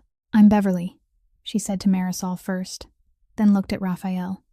"And I don't need to know who you are to know you're scaring my family." Raphael leaned against the wall, his wound keeping him from drawing a deep breath, but his eyes held steady. "I didn't want them dragged in," Raphael said, "but they're here." Beverly looked at Hannah, asking with her eyes if that was true, and Hannah felt herself drop back into being 15 years old, standing in front of a social worker, being scanned head to toe, and reduced to a few lines of paperwork. Marisol opened the folder Beverly had brought, not court papers, but the kind you use to fight with the law. "I have temporary guardianship documents," Beverly said, her voice firm. Hannah signed when she was 18, so if anything ever happened, Jade wouldn't be put into the system. The sentence landed like a hammer, because Jade snapped her head around to stare at Hannah. "You did that," Jade whispered. Hannah felt her face burn, shameful like being stripped in the middle of a room. "I didn't want you taken," Hannah said, her voice small. I know what that system does to people." Beverly went quiet for a second, then said what Hannah hadn't wanted anyone to say in front of Raphael. "She knows because she was in it," Beverly said, not to gossip, but to explain. "Foster homes, one after another, some good, some not. Places that hit her, places that locked her in, places that called her a burden." Jade's mouth fell open, her eyes wet. Hannah stood frozen, feeling like the memories she'd kept locked inside her chest had just been opened. Beverly didn't stop, because she knew the truth is sometimes the only way to make people understand the danger. "She worked 2 jobs from 16, Beverly said. She got hurt once protecting another little kid. She's still carrying medical debt from that because she didn't have insurance then. And the last time someone tried to put hands on her, she defended herself. And she almost got turned into the guilty one just because she refused to stay quiet. Hannah's hands began to shake at the word defended, because she remembered her fingernails digging into that person's skin, remembered hearing she was too aggressive, remembered the police looking at her like she was the problem. Raphael didn't speak, but Hannah could tell he heard every word. And something strange happened on the face of a Mafia boss who was supposed to be cold as steel. A small crease forming between his brows, like pain. "Auntie, stop," Hannah blurted, voice thick. "Don't talk about her like she's a file." Beverly looked at Hannah, and her eyes softened. "I'm not telling this to shame you," she said. "I'm telling it so everyone understands you're not easy to scare. You survived because you're good at surviving. And Jade stays with you not because she's stupid, but because she believes in you." Hannah turned away, not wanting anyone to see the red in her eyes. Raphael coughed once, then spoke quietly, like he was saying it more to himself than to them. "You didn't deserve to live like that," he said. Hannah startled at the sentence, because she wasn't used to anyone speaking as if her pain was something that deserved an apology. Marisol cut through the softness that had just flickered, because she didn't allow feelings to slow strategy. "We've got a bigger problem," she said, sliding a tablet onto the table. "I tracked the money flow. Preston doesn't pay directly. He uses shell companies, layers, but there's a link point." Hannah looked at the screen and saw a company name that sounded harmless, like a transport service or a consulting firm, and saw transfer amounts written out in words, long and cold. "We can bring him down," Marisol said. "But it's not enough to win in front of Child Protective Services yet. We need proof in the act, a lock that keeps him from calling it coincidence." Hannah swallowed hard, looked at Jade, then looked at Leo sleeping, and realized 14 days wasn't a number anymore. It was a countdown clock ticking inside every breath in the house. After Beverly spoke the things Hannah had kept hidden the way you hide a scar under fabric, the kitchen went quiet for a long time, the kind of quiet where you can hear the refrigerator's faint vibration and the rain shifting outside the window, but Marisol didn't let that quiet turn into mourning. She pulled the tablet screen closer to Hannah and Raphael, her finger moving across the wire transfers like someone tracking footprints through mud. "Preston doesn't want to kill anyone right now," Marisol said, her calm so cold it felt sharp. "Killing is loud. Killing costs. He wants something cleaner, something he can stamp onto paper." Hannah frowned, discomfort crawling up her spine. "Stamp what?" she asked. Marisol looked straight at her, then pointed to a line in the legal packet tied to CPS that Hannah had been holding all day, but hadn't been able to force herself to read through. "Unfit to care for a child," Marisol said. "Dangerous environment. Negligent guardian behavior. Those words are guns, Hannah, and Preston wants the perfect bullet." Raphael's jaw tightened, his eyes darkening. "He wants to take Leo with paperwork," Raphael said. Marisol nodded. "And to take him with paperwork, he needs a public incident, something that happens in front of people, with witnesses, with a report, with a story to tell at the hearing." Hannah saw the scene flash in her head like a film clip. Leo being yanked from someone's arms in a crowded place, screaming, chaos, police arriving, and then a CPS worker writing into an official record that the baby had been put in danger while near Raphael. "A kidnapping," Hannah whispered, throat dry. Marisol didn't deny it. "Or an accident," she said. "A fall, a collision, a crowd surge, something that can be recorded and edited. Preston doesn't need a complete success. He only needs to create the feeling that being near Raphael means a child won't be safe." Hannah looked at Raphael and saw him still as stone, but the hand on the chair arm clenched until it went white. "Then why would he risk reaching into Jade's school?" Hannah asked. "Because she needed to understand, or she would break." Marisol answered as if she'd already prepared the line. "Because you are the anchor," she said. "He tested Leo with sedative, tested you with surveillance, tested you with tracking, tested you with the call to the school. Each time is a measurement. How you react, whether you run, whether you call the police, whether you tell anyone. And every time you react, he learns more about you." Hannah felt stripped and humiliated, because it was true. She'd reacted with a poor person's instincts, a survivor's instincts, an instinct to trust no one. "He wants me to panic," Hannah said quietly. "Yes, Marisol replied. Because when you panic, you'll break your own rules. You'll expose schedules, routes, the people you trust. And he'll use that to create the incident. Raphael rose slowly, as if every motion still pulled at the wound. I won't give him the chance, Raphael said. We disappear. I take Leo out of Illinois. I pull everyone back. I don't show up. I don't give CPS anything to hold. Hannah heard the word disappear and her heart tightened, because she'd spent her life disappearing, and disappearing is never freedom. It's running. Marisol shook her head, firm. You can't, she said. You have a summons. You have a hearing. If you don't appear, they'll write in the file that you're evasive, uncooperative, a flight risk. Preston will stand there, polite, clean, and say he only wants to ensure the child's safety. Raphael gave a dry laugh with no humor in it. He'll get to stand there, he said, with clean hands. Not if we dirty his hands first, Marisol replied, and the sentence made Hannah shiver. Because it wasn't comfort. It was a plan. Beverly, who'd been silent until then, finally spoke, her voice gentle but not weak. You're talking like this is a legal game, she said. But for Hannah and Jade, this is their life. I need to know you won't turn them into bait. Hannah turned to Beverly like she was grabbing familiar ground in a storm. Auntie, Hannah said softly, I don't want anyone to be bait. I just want it to stop. Raphael looked at Hannah, his gaze touching her like something very light. Then he looked away, as if he was afraid that if he looked too long, he would soften. I want it to stop too, he said, and for the first time Hannah heard not only command in his voice, but fatigue. Marisol turned the tablet back toward them and pointed to the money flow diagram. We have a trail, she said, but a trail isn't enough.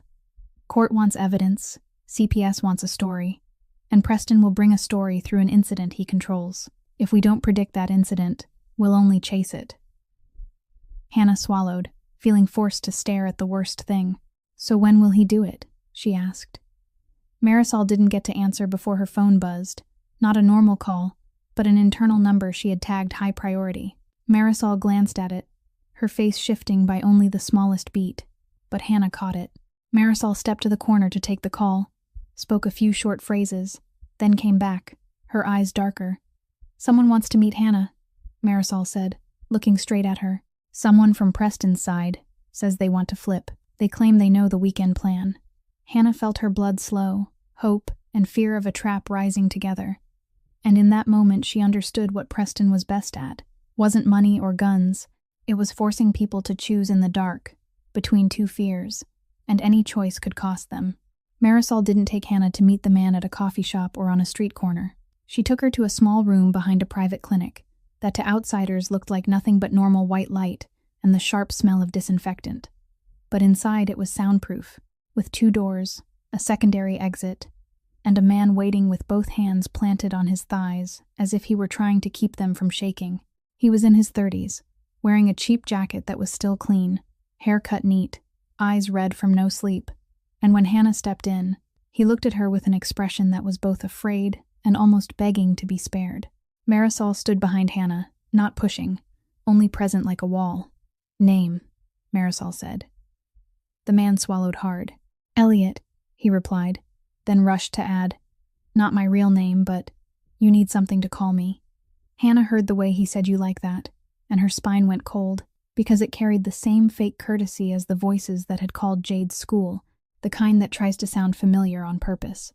Jade wasn't allowed in the room, but she stood outside behind the one-way glass, and Hannah could see her silhouette and know she was watching, and that knowledge kept Hannah from being pulled off balance by fear. Why are you flipping?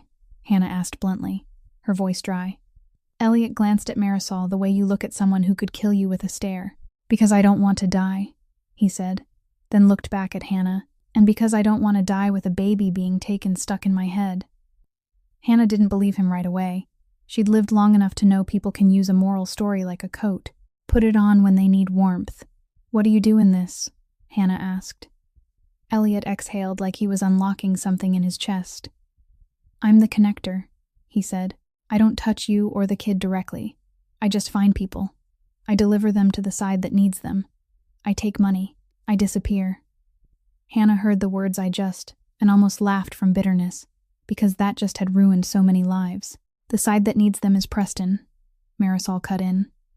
Elliot nodded fast. Yes, he said, but never directly. No envelope with his name.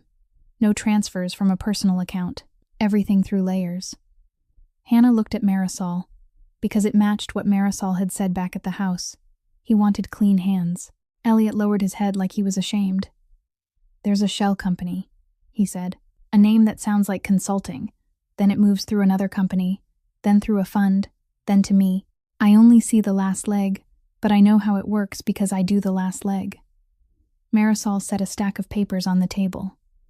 Account numbers, she said. Company names. Anything that touches the money. Elliot reached into his jacket and pulled out an old phone with a cracked screen and handed it to Marisol like he was handing over a strip of his own skin. Messages are in there, he said. No Preston name, just a code, just instructions. But I know who's behind it by the voice and by the way they pay. Hannah leaned forward, heart pounding. The voice, she asked. Elliot looked at her and said something that made Hannah feel as if a door had slammed shut. The man's voice who called the school. Elliot said softly, I didn't make the call, but I know the voice sample, because I worked with that guy before. He's Preston's man, the one who does the dirty part for him. Outside the glass, Jade jolted, and even though Hannah couldn't hear her, Hannah saw Jade's mouth shape the word yes, and in that moment, Hannah believed a little more, because Jade had the kind of ear that could hear rain change its rhythm, and that ear didn't miss easily. Marisol passed the phone to a technician in the next room and ordered an immediate extraction, then turned back to Elliot. The weekend plan, Marisol said. Talk. Elliot swallowed, sweat shining at his temple. Sunday, he said. The lakeside park. He wants something that looks like family, normal, kids everywhere, people walking, city cameras, witnesses. He wants you to show up, Hannah. And he wants the baby there. Hannah felt the air pulled out of her lungs. He wants to grab Leo, she said, more to herself than as a question. Elliot shook his head very slightly, and that tiny shake was more frightening than a nod. He doesn't have to succeed, he said. He just needs chaos. He just needs you screaming. He just needs police, a report, and a story that Raphael can't control the danger around him. Raphael wasn't in the room, but Hannah could picture his face hearing this, and she hated the feeling of being dragged into a play someone else had written. I don't believe you, Hannah said, her voice hard. You could be leading us into a trap. Elliot looked at her, his eyes reddening. I knew you'd think that, he said. So I brought this. He pulled a small folded paper from his wallet and slid it across the table. No seal, no signature, only a specific spot in the park and a time written out in words, and one short line shaped like an order. Bring the girl. Everything will happen on its own. Hannah stared at the words the girl and felt her skin prickle. Outside the glass, Jade suddenly tapped the pane once, and when Hannah turned, Jade said something fast to Marisol as the door cracked open, her voice trembling with fear and certainty at once. His voice? Jade said. I remember. The voice that asked who I was. It's this one, sis. Hannah stood still for a beat, feeling two pieces click together even though she wanted to pull them apart because she was afraid. Marisol verified the way she always did, cold and efficient. She made a short call, ordered someone to check city camera coverage around the lakeside park area, check for any event permits, check for any sign of hired people or hired equipment. When she hung up, she said only one sentence, enough to tell Hannah that at least part of it was real. Someone applied for a permit to set up a small booth on Sunday, Marisol said. The company name on the permit matches a company connected to the shell chain I'm tracking. Hannah felt her heart pounding like it wanted to break her ribs, but at the same time something inside her sharpened, no longer foggy the way it had been. Preston didn't need a gun to shoot. He needed the law. He needed a crowd. He needed a moment that could be replayed, and he would win if they only defended. Hannah looked at Marisol, then at Jade's silhouette, then remembered how cold Leo had been when he went limp, and remembered Raphael's hoarse voice in the rain saying promise. If he wants to turn me into a story, Hannah said slowly, her voice like thin steel, then I'll turn his money into evidence. Marisol's eyes narrowed. What are you saying? Hannah swallowed, then said the thought that had sparked in her head like a flash. Trap him through the money, Hannah said. He pays people. He has to pay again. If we know the place and the time, we can force him to spend one more time. or expose who pays. And I'll be the one to pull him into the light, because he's aiming at me. Marisol looked at Hannah like weighing her, and Hannah stared back without blinking, because she knew from this moment on, she wasn't only running, she was pulling. When Hannah said trap him through the money, Marisol didn't nod right away. She only looked at Hannah the way someone checks whether that courage is real or just panic dressed up like heroism. Then she drove Hannah back to the safe house, in a silence heavy as stone, letting the truth fall where it needed to fall. In front of Raphael. Raphael was sitting in an armchair beside the window, his arm wrapped in bandages, his face still pale, but his eyes had sharpened again with the look of a man used to giving orders more than being saved. Leo slept in the portable bassinet set near his feet, breath thin as thread, and that thread of breath was what kept reminding Hannah she was talking about a real baby, not a piece on a board. Marisol walked in and went straight to it. No soft lead-in. "We've got information about Sunday," she said. "Lakeside Park, a money trail, a middleman who flipped." Before Raphael could ask anything, Hannah stepped forward, as if she feared that if she hesitated, her resolve would soften. "I want to use it," Hannah said. "I want to set a trap through the money flow and force Preston to expose his people." Raphael lifted his head, and that single motion was enough to chill the room. "No," he said. One word, short, hard, like a metal door slamming shut. Hannah felt heat rush into her face, not from fear, but because that no sounded exactly like the voices that had told her to be quiet, told her to stay out of trouble, told her not to interfere because they knew better. "You don't have the right," Hannah snapped. And the moment she heard herself, she felt the sting. Because he did have the right.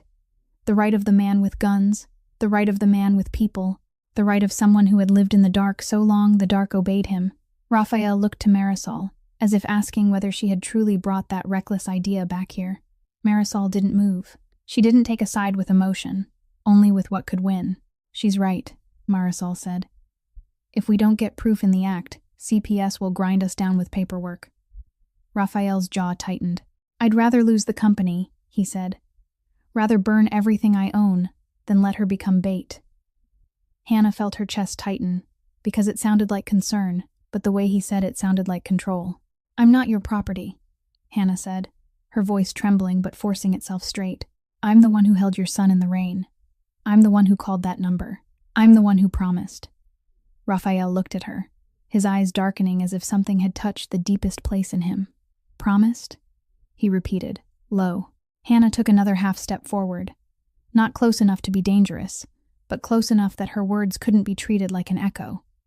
"I promised I wouldn't leave Leo behind," Hannah said, "and I have a sister. I won't let Preston pull Jade to pull me, then pull Leo, then pull all of us into the hole he dug."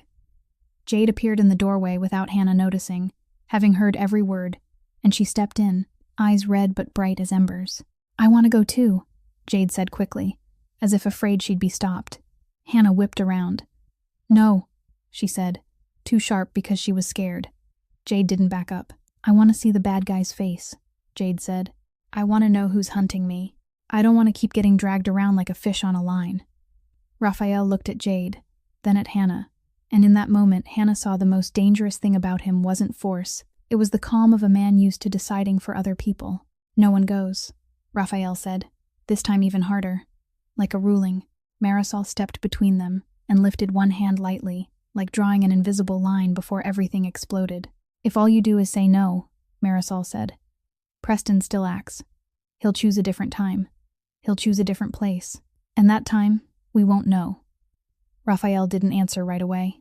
Hannah felt her hands go cold, felt the park scene forming in her head, voices, footsteps, the screaming Preston wanted, and she hated that she had to choose between fear and worse fear.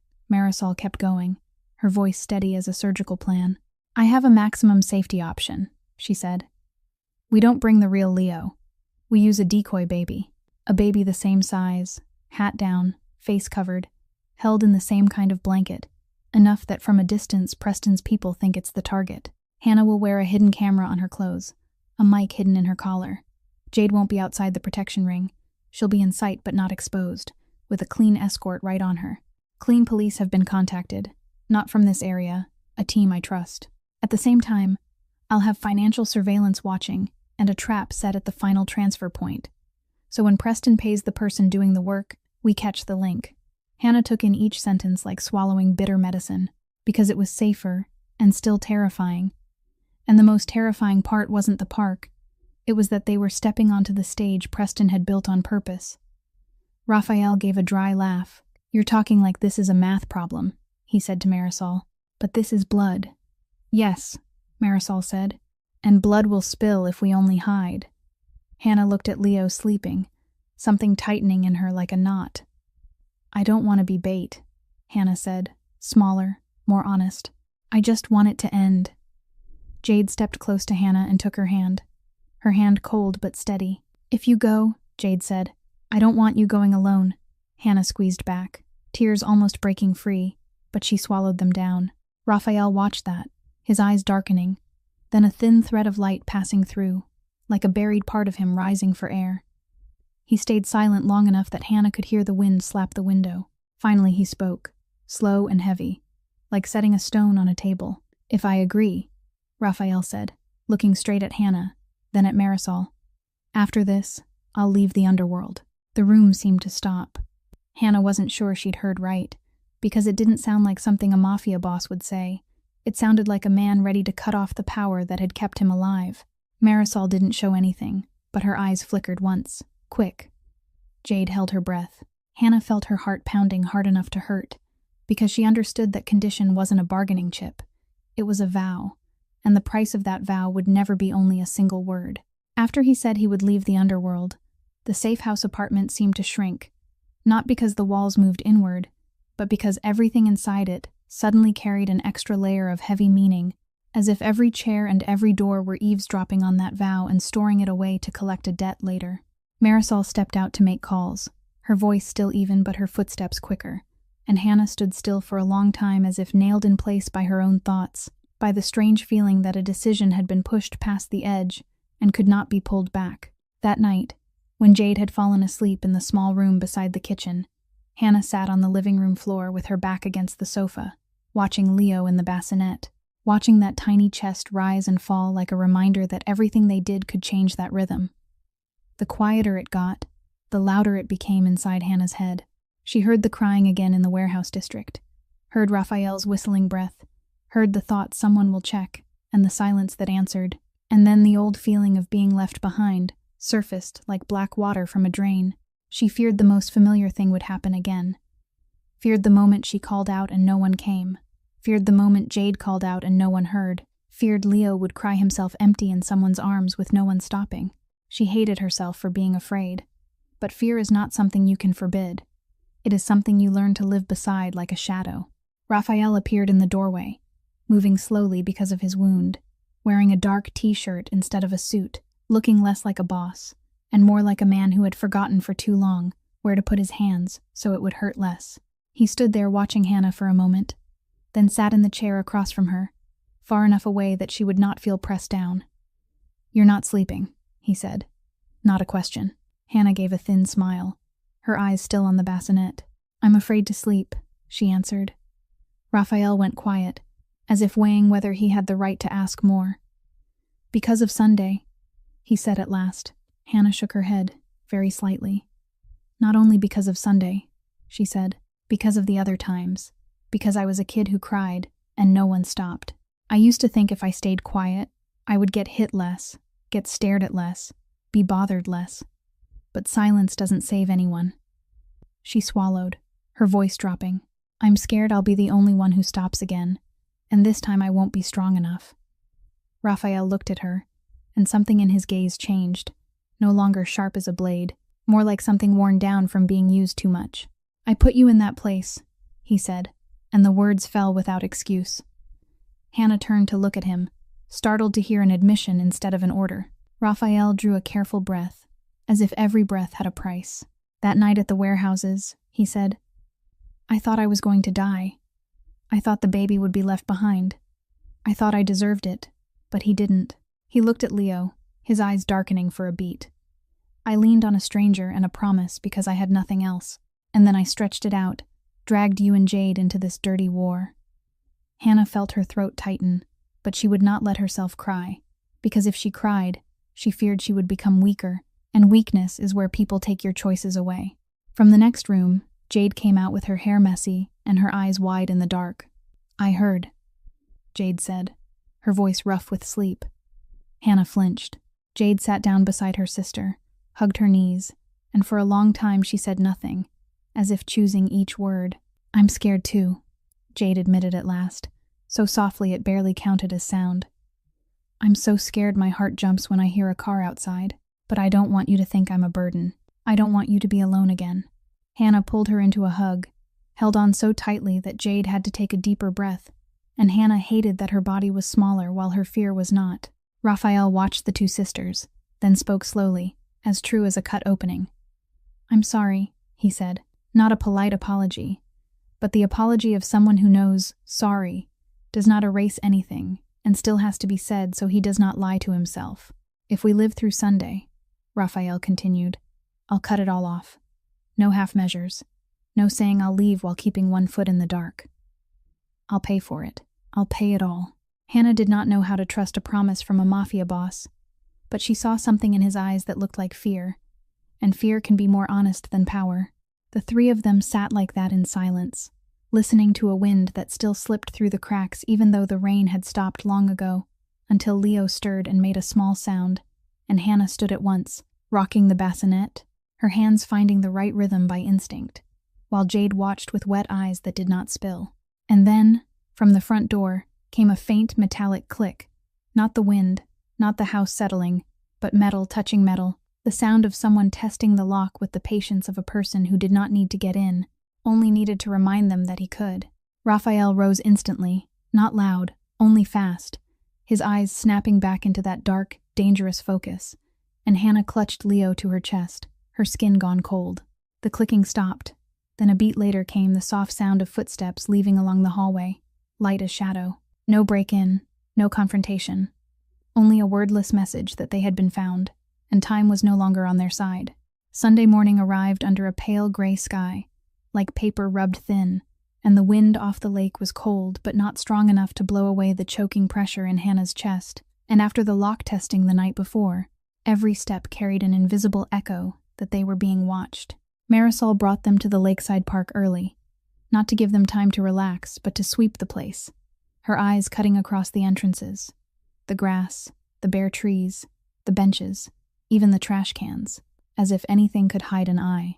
The crowd was already starting to pour in, families walking dogs, joggers, children chasing one another, laughter mixing with the gritty rattle of stroller wheels on the path, and that normalcy was what made it terrifying, because Preston needed a stage with witnesses, and a feeling that everything was just a harmless day off. Hannah wore a dark coat with the collar pulled up, and underneath were the recording device and hidden camera Marisol had attached back in the vehicle, and every small touch against the fabric made Hannah feel like she was carrying a secret burning hot against her skin. The decoy was prepared so well that if Hannah hadn't known, she would have believed it too. A baby wrapped in the same kind of blanket Leo was usually bundled in, a knit cap covering nearly half the face, held in the right position, with a professional handler playing the nanny standing a few steps away for safety, but looking like a family member. The real Leo wasn't here. Hannah knew that, and still felt her heart tremble, because what Preston wanted wasn't only the baby, it was Hannah's reaction when she thought it was the baby. Raphael didn't show himself publicly. He stayed farther back in another vehicle under Marisol's protection, partly because his wound wasn't healed, and partly because if his face appeared, everything would become a display of power that Preston could twist into a violence narrative. Hannah had to act normal. She had to sit on the blanket spread across the grass. She had to smile when the decoy shifted. She had to say a few soft lines to the person playing a relative, like this was a family outing. Every time someone walked by and looked, Hannah had to let them see only a tired woman holding a baby, not a trap waiting to snap shut. Jade wasn't allowed to sit beside Hannah, because that would be too obvious. Marisol had placed her within sight on a nearby bench, pretending to eat a soft pastry, earbuds in that weren't playing music but feeding Marisol's voice, and Jade's eyes moved the way a bored kid's eyes move on a day off. But Hannah knew Jade was doing what she did best, watching and remembering. Hannah forced herself not to look toward Jade too much, because looking too much becomes a signal, but every time the wind cut cold, Hannah remembered what Jade had said the night before, that she was scared too, and that fear didn't make her smaller, it made her real. Marisol was closer still, playing a woman reading, her book open but her eyes not on the words, her eyes on the flow of people, on faces that lingered a second too long, on hands shoved too deep into pockets. Time stretched like it had been pulled, each minute a tightened cord, and Hannah began to think maybe Preston had changed the plan. And then, right then, a man appeared from the path with just enough friendliness in his posture, wearing a clean athletic jacket, running shoes, a smile that looked rehearsed in a mirror. He stopped at a polite distance from Hannah, dipped his head as if asking permission, his eyes skimming the blanket, the bundled shape of the decoy, then resting on Hannah for half a beat too long. "Sorry," he said, his voice warm like a kind stranger in an elevator. "Such a cute baby. Could I take a quick photo? Just a family-type shot? My wife just gave birth. Seeing a baby makes me miss home." Hannah felt her heart slam, because the story was too smooth, too fitting, too harmless. She forced a thin smile and shook her head. "No," Hannah said, keeping her tone ordinary. "Sorry, I'm not comfortable with that." The man's smile stayed on his face for 1 second. Then, as if someone pulled a pin, it dropped away and revealed a look that was cold and practical. He stepped half a pace closer, close enough that Hannah caught the mint on his breath and saw the tendons in his neck as he lowered his voice. "Preston sends his regards," he said, no louder than leaves whispering, but sharp enough to cut through every other sound and lodge in Hannah's chest like a needle. In that moment, Hannah knew they were right, knew this wasn't an accident, and her whole body tightened like a drawn string. She tried to glance toward Marisol without turning her head, tried to keep her hands from shaking so the camera wouldn't shake, tried to remember the real Leo was safe, that the decoy was bait, that she needed the man to talk more, needed him to expose himself. "You've got the wrong person," Hannah said, forcing calm, but the words sounded like thin paper in front of fire. The man tilted his head, his eyes flicking fast toward the bench where Jade sat, so fast most people would miss it. But Hannah saw it, and that sight turned her blood to ice. He didn't reach for the bundled decoy, didn't lunge at the baby the way Marisol had anticipated. Instead, he turned like it was a normal motion, walked straight to the bench, and in one short, horrifying second, his hand had clamped around Jade's arm from behind, hard and precise like a move he'd practiced. Jade jerked up, eyes wide, mouth open before a scream could form, and he pulled her back 1 step, pressed in close like he was shielding her from other people's view. And that quietness was what made Hannah panic, because it meant he didn't need noise. He needed Hannah to break. Hannah sprang to her feet like a string had been yanked, the whole world blurring for 1 beat. Every plan, every instruction, every practiced calm, shattered by 1 single word inside her head. "Sister." Hannah couldn't remember how she ran.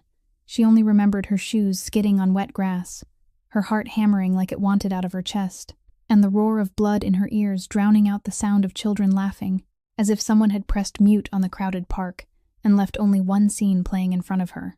The man held Jade in a tight, efficient clamp, his hand squeezing her arm like a vice, backing her toward the path while keeping a half smile on his face so anyone glancing over would think it was only a family argument. Jade yanked hard, her eyes locked on Hannah with fear and fury mixed together, and that look lit Hannah on fire. Hannah lunged without thinking, without remembering a single instruction Marisol had given, knowing only that if she lost 1 beat, Jade would vanish the way so many things had vanished from Hannah's life before. She grabbed the man's wrist, nails digging into skin, pulled back hard, and the feel of a stranger's flesh under her hand made her want to vomit. But she didn't let go. The man snarled a curse, his grip jerking so violently that Jade stumbled, and in that split second of chaos, Hannah heard Marisol's voice, short and sharp, like an order that had been waiting a long time. "Now." From several directions, people who had looked like joggers, dog walkers, bench sitters moved at once, fast and clean, a ring closing around the area like a steel-toothed trap. Marisol dropped the book and stepped in like a blade coming out of its sheath, her hand lifting in a signal, and 2 men in ordinary jackets came in from behind the kidnapper and pinned his arms in a coordinated lock. He fought, pulling Jade with him like a shield. But Jade suddenly bent low, a movement so quick Hannah couldn't even understand how Jade dared, then slipped down and out of his arm like a small fish, and Hannah grabbed her shoulder and yanked her back against her own body. Jade didn't cry, didn't scream, she only shouted 1 sentence, flinging it into the air like a spear. "Gray car in the west lot. Plate starts with a letter." The first 3 characters are letters and numbers I remember exactly, and the rear window has a 7-shaped crack. Jade's voice broke with cold and fear, but every word landed with a clarity that made Hannah's skin prickle, as if Jade's eyes and ears had photographed and stored everything from the first second. One of the clean officers spoke into a radio immediately, repeating Jade's description word for word, and Hannah saw Marisol look at Jade for a quick instant, not like she was looking at a child, but like she was looking at a witness more valuable than gold. The kidnapper was slammed down into the grass, wrists cuffed behind his back, face pressed into the ground, and he still tried to grin as if he had another card to play. "You think this is over?" he choked out, laughing between breaths. "I'm freelance. I don't belong to anyone." Hannah held Jade so tightly Jade had to breathe fast. Hannah's eyes burning but staying dry, because her mind had one more job to do. She needed him to say more. It was as if Preston had trained him to stay quiet, but he hadn't counted on the one thing that makes people slip: the terror of being left behind. When a clean officer hauled him up, he twisted his head toward Hannah, hatred and contempt tangled together. "You think you won because you held a baby," he spat. "Preston won't leave you alone." Those words dropped like a stray bullet, and Hannah saw Marisol tilt her head at once, as if she'd just heard the final lock click into place. "Say that again?" Marisol asked, her voice soft in a way that was frightening. He shut his mouth, his face draining as he realized he had cut his own rope. A clean officer spoke immediately, voice flat. "We recorded it." Around them, the crowd started to understand something was happening. Whispers rose. A few people lifted phones. Children began to cry as adults pulled them away, and the park turned into a hot pan where everyone stared, and no one understood. Hannah only looked at Jade, her hands trembling but her eyes wide. Not the eyes of someone about to faint, the eyes of someone who had just survived something that would haunt her for years. "Are you hurt?" Hannah asked, hoarse. Jade shook her head, then whispered like she was swallowing tears. "I remembered the car." Hannah took a hard breath, hugged her again, then forced herself to let go, because Marisol was already there, her hand settling on Hannah's shoulder, just enough pressure to pull Hannah back into the role she had to play. "We have him," Marisol said very low, "and we have what he just let slip." Before Hannah could fully absorb it, a voice crackled in Marisol's earpiece, urgent but controlled. Marisol turned her head toward the west parking lot, her eyes sharpening. "Found the gray car," the voice said. "Someone's inside, watching, preparing to leave." Marisol didn't speak loudly. She only gave a small nod and signaled. "Block it," she replied. Hannah felt Jade cling to her hand, like if she let go, the world would flip again. Minutes later, from far off, came the sound of tires braking hard. Not the wail of sirens, but the sound of an arrest being kept deliberately quiet to avoid panic. Marisol looked down at Hannah, a cold glint like steel in her eyes. "They just grabbed Preston in the surveillance car," she said. For a moment, Hannah thought she would feel relief, but instead her stomach twisted, because too many times she had seen men like Preston always had another layer. And exactly as that fear predicted, Marisol's phone buzzed. She listened for 1 second, and her face shifted, not with surprise, but with disgust she had expected. "His lawyer is already on site," Marisol said, low. "He didn't come alone." The police station that night was washed in harsh white light, the kind of cold brightness that drains color from skin and makes every emotion show like a stain you can't hide. Hannah sat on a hard plastic chair, holding Jade the way you hold on in survival, while Jade was strangely silent, eyes open, but as if she were looking somewhere else inside her head, where the park scene kept looping. Marisol stood across from a desk, her coat still on, hair tied back tight, face not a bit disordered, but Hannah could see Marisol's jaw set hard, like she was keeping everything from cracking. The clean officers moved with quick precision, no crude laughter, no contemptuous sideways looks Hannah had seen in places where power lived. But that professionalism didn't ease her, because she knew the most dangerous thing sometimes isn't the person in uniform. It's the person who knows how to wear paperwork like armor. Preston was taken into a frosted glass interview room, and only minutes later he had someone step up like an umbrella opening at the exact moment rain starts. His lawyer, a black suit cut perfectly, a tie knotted with surgical care, an expression so calm it felt like an insult. The man faced Marisol and the investigator and spoke as if discussing a meeting agenda. "My client denies any involvement," he said. His presence near the park was coincidental. The individuals arrested are spontaneous criminals. There is no evidence they acted under his direction. Hannah's hands went cold, because the phrasing was familiar, the way people talk when they have enough money to turn no evidence into an actual wall. Marisol didn't argue right away. She set a recorder on the desk, pressed play, and the room snapped back to the park in an instant. The fake, friendly voice came through, clear and chill. Preston sends his regards. The lawyer lifted his eyebrows a fraction, as if it were nothing but a casual line. A kidnapper uses any name to frighten people, he replied. Not enough.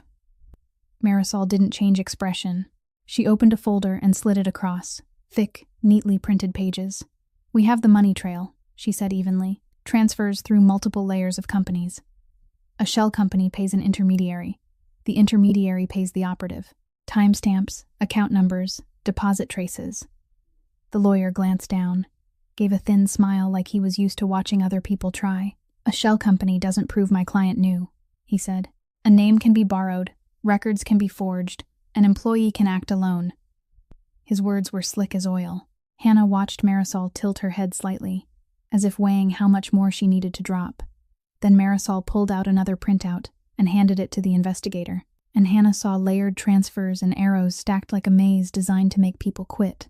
We need the final lock, Marisol said, not to the lawyer, but as if she were speaking to the system itself. Something that ties Preston to the person who physically acted, something that can't be explained as coincidence. The lawyer shrugged, confidence intact. Then you don't have a case, he said. Hannah felt her stomach sink, the old helplessness sliding back in, the same feeling from childhood when adults said the law is the law, and she was only a kid. Jade shifted inside Hannah's arms, like a voice in her head had pulled her back into the present. She blinked, looked at Marisol, then at the stacks of paper on the desk, and in that moment Hannah realized Jade wasn't only scared, she was thinking. Jade reached into her jacket pocket, the pocket she'd guarded since the clinic like it held a small secret, and Hannah remembered the scrap of paper Jade had hidden, the thing she hadn't spoken about until it mattered. Jade pulled out the crumpled slip and handed it to Hannah first, like she was asking permission. Then Hannah passed it to Marisol. On the paper were hurried lines describing the shoes, the sole pattern, the scuff mark, and a metal-faced watch with a long scratch along the rim, plus one detail so specific Jade had caught it at the clinic when the shift replacement vanished. This is the man from the clinic, Jade said, her voice small but steady. He had shoes and a watch like this. Marisol studied the paper, her eyes darkening for one beat. Then she immediately called over a clean officer and requested the evidence photos from the 3 men arrested, especially their shoes and watches from the search. Minutes later, a set of photos landed on the desk, and Hannah watched Jade lean in, her gaze sweeping fast as a scanner, then stopping on one picture, finger stabbing down. That one, Jade said. In the image, one of the men arrested at the park had his wrists cuffed as he was being searched, and on his wrist was a metal-faced watch with the exact scratch along the rim, and on his feet were shoes with the same scuff and the same sole pattern. The air in the room seemed to thicken, like a knot had been pulled tight. Preston's lawyer faltered for the first time, tiny, but enough for Hannah to see. Marisol didn't smile. She looked straight at him, her voice calm and sharp. Now we can connect it from day one, she said. From the clinic, to the park, to the money. So tell me again where your client is clean. The hearing moved so fast that Hannah felt as if they'd barely left the police station before they were swept into another room where everything was decided by words and stamped seals, the deadline as tight as a blade at the throat, giving no one the right to breathe slowly. The CPS hearing room wasn't large, but it felt heavy as stone, neutral-colored walls, a long table, small microphones set in front of each person like traps waiting for someone to say the wrong thing, and across the way Preston didn't need to appear to be present. His presence carried in by his legal representative, polite face, soft voice, word choices like ribbon wrapped around a box full of knives. Raphael sat upright, still pale from the wound, his arm on the table, forcing calm, but Hannah could see in the corner of his eye something colder than pain, the look of a man who was used to being hunted.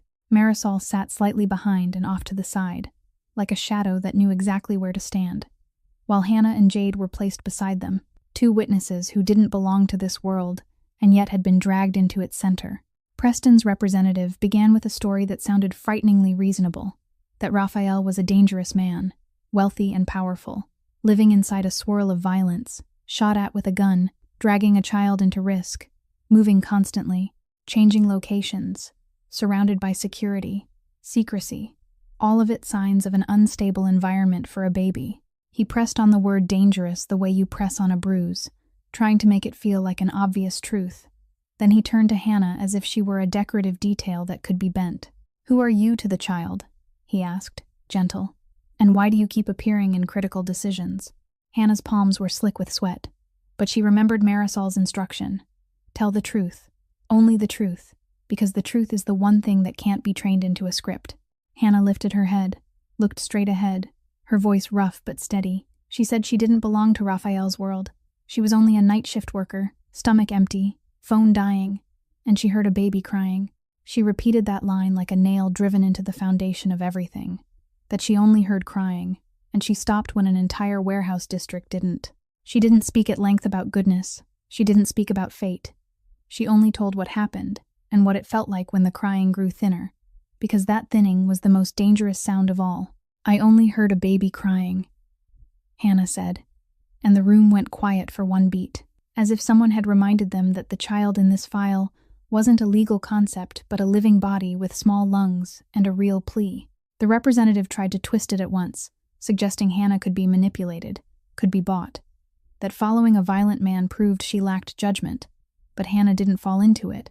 She only returned to the truth and pushed the questions back where they belonged, that if CPS cared about Leo's safety, they should ask why someone put sedative into his blood, ask why a tracking and recording device was hidden inside a gift sent to Jade, ask why a stranger called Jade's school claiming to be family. When it was Jade's turn, she was still small, still thin, shoulders still hunched inside her worn coat.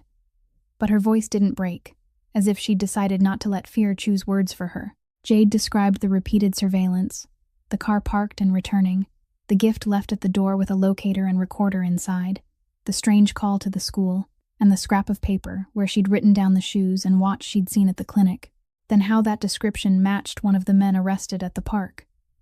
She didn't color anything, she only gave details, and the details lined up into a straight line that made coincidence harder to pretend. Marisol added more, the recorded line "Preston sends his regards," along with the layered transfers that had been verified, and for the first time, the CPS staff had to stop and look at the file, not as a stack of paper, but as a picture revealing the hand that drew it.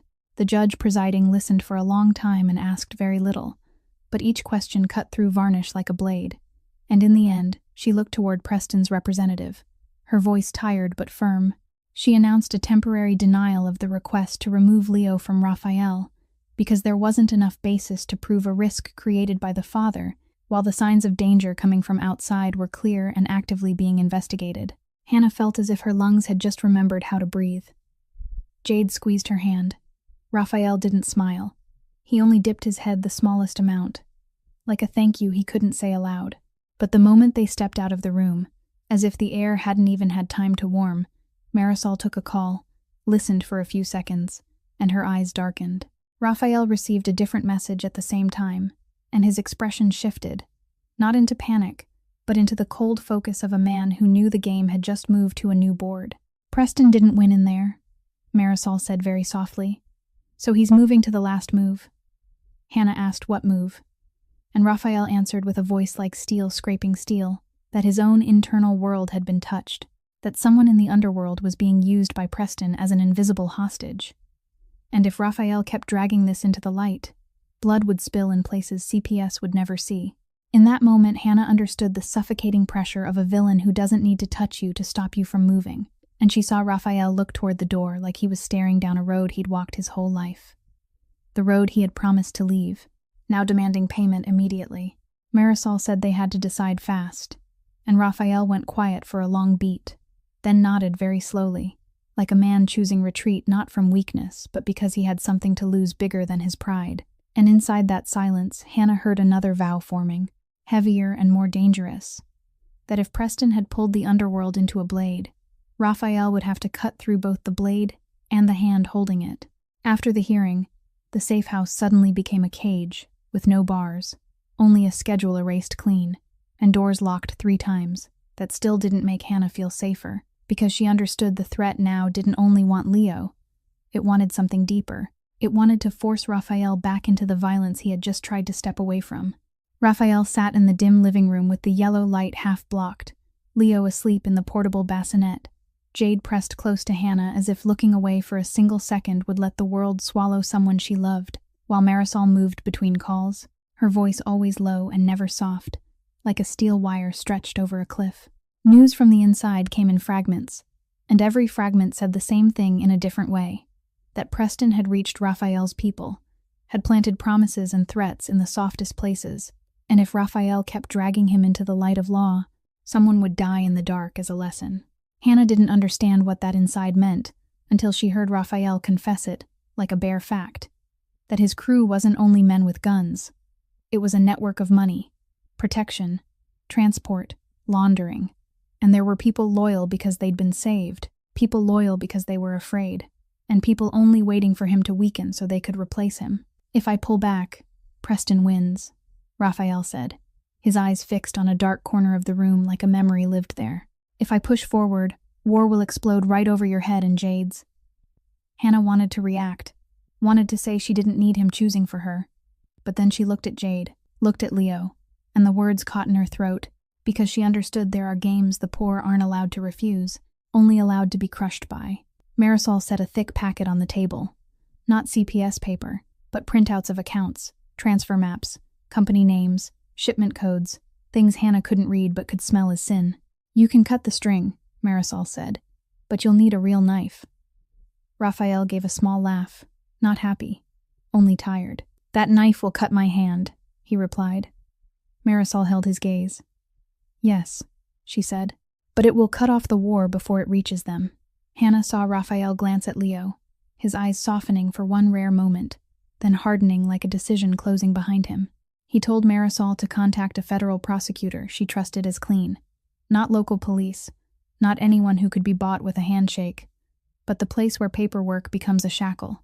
In a covert meeting in an unmarked office, Raphael brought a combination-locked briefcase and set it on the table like he was placing a piece of his own body down, and when he opened it, there wasn't cash inside.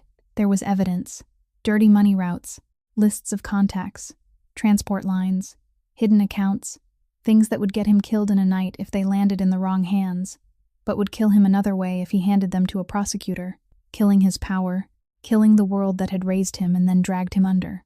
I want witness protection, Raphael said, calm as if signing a contract, for Hannah, Jade, and Leo. They need to disappear from every radar, protected like state assets. The prosecutor looked at him like an animal offering its own throat and asked if he understood the price. Raphael nodded. I do. And inside that answer was the mute resolve of a man ready to burn his own house down to save the people still standing in it. The deal began moving immediately, but the underworld never sits still and watches a boss pull back a curtain with his own hands. The leak came faster than expected. The inner circle reacted like an infected wound. Old allies called. New ones tested boundaries. Some loyalists vanished. Some traitors surfaced. And then the ambush came on a night of light rain. When Marisol was moving Hannah and Jade to another safe point to break the pattern, their vehicle sliding through a dark stretch beneath an overpass, streetlights sparse, water striking the undercarriage like footsteps. Hannah held Leo in the back seat, Jade beside her, and she was just about to exhale because she thought they'd already passed the worst day, when one vehicle cut hard across their front and another pressed from behind, brakes screaming like they were ripping her heart. Marisol didn't panic. She shouted one short command to the driver, her hand drawing a gun so fast Hannah only caught a flash of metal, and in the same instant the window popped with gunfire, rain mixing with flying glass like sand. Jade screamed, and Hannah folded down over Leo on instinct the way you shield a flame. The driver yanked the wheel. The vehicle skidded. Marisol leaned forward and fired back, but a bullet tore across her shoulder and blood sprayed hot and red onto the dark seat. Not much, but enough to freeze Hannah because it meant they had been touched for real. Marisol clenched her teeth and kept moving, kept issuing orders like a machine, and they got out only because of a narrow turn, and a third vehicle arriving at the exact moment like a ghost from the witness protection system finally coming online, forcing the tail to scatter. When they stopped at an abandoned warehouse to switch vehicles, Hannah watched Marisol wrap her own shoulder, her lips pale but her eyes still awake, Jade shaking uncontrollably, and Leo crying hoarse in Hannah's arms as if to remind her this wasn't only strategy, it was flesh and blood. Raphael arrived later, his face dark as a moonless night, taking in the blood on Marisol's shoulder, the terror in Hannah's eyes, Jade gripping her sister's hand, and in that moment, Hannah saw something different. Not the fury of a boss, but the understanding of a man who had just realized that leaving wasn't a door into light. It was a slow execution of himself. He bent slightly, touched Leo's forehead with a careful finger, then lifted his head and looked at Marisol, his voice low and heavy. "I thought leaving was just walking away," he said, more to himself than to anyone, "but it's payment." Marisol met his stare, blood soaking through the bandage, and gave a very small smile. "Pay it," she said, "if you want them to live." Raphael didn't speak again, but the way he clenched his fist, the way he stepped in front of Hannah and Jade like a wall, made Hannah understand something terrifying and oddly solid, that from this moment on Raphael had stepped onto a road with no return, and the price he would pay wouldn't be only money or power, it would be the blood of people who once called him boss, and that blood had already started counting down. The days after the near ambush passed, like a long fever, not loud but draining, the kind of exhaustion that leaves you without strength to be more afraid, only enough strength to exist and do the next right thing. Marisol had her shoulder wound stitched in a private clinic with no sign, the doctor working like someone used to blood and secrets, while Hannah sat outside the door with Leo sleeping heavy on her chest, listening to the needle pierce skin and feeling as if it were piercing her too, Jade's head resting on her shoulder, eyes wide open because she was afraid that if she closed them, she would fall back into the moment the glass exploded. From the new safe point, information began to arrive in layers, that the prosecutor had accepted the full package of evidence Raphael delivered, that the shell accounts had been frozen, that names Hannah never believed would be spoken in daylight were appearing one by one on paper, and most importantly, Preston was no longer only a shadow playing legal games, he had become a direct target of a federal file heavy enough to crush any polite smile. Even in pain, Marisol pushed herself upright with a laptop, showing Hannah the arrows connecting laundering companies to payments for stalkers, payments for imposters, payments for someone to put sedative into a baby's blood, and at the end of those arrows, Preston's name appeared not as rumor but as conclusion. "A chain of evidence," Marisol said, her voice rough from pain medication. "Not a single nail, but the whole hammer." Hannah listened, but she felt no victory, only an emptiness like something had been pulled clean out of her, because she understood what they had done wasn't about taking down an enemy. It was about keeping a baby alive for one more day.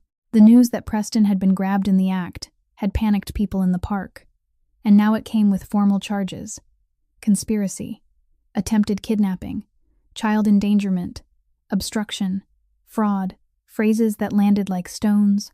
And when the story ran on the small screen in the safe house living room, Hannah watched Preston being led away, his face no longer calm, his neat collar unable to save those cold gray eyes, and she felt no satisfaction, only tired. So tired that even lifting her gaze felt like carrying an entire life. Jade sat beside her, and for the first time in weeks, she didn't look toward the door every time a car passed.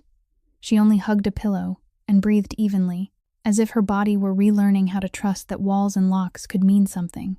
Raphael stood in the corner, still moving slowly from his wound, but his eyes had changed, no longer the eyes of a man cornered, but the eyes of a man who had closed a door with his own hands and thrown the key into the river.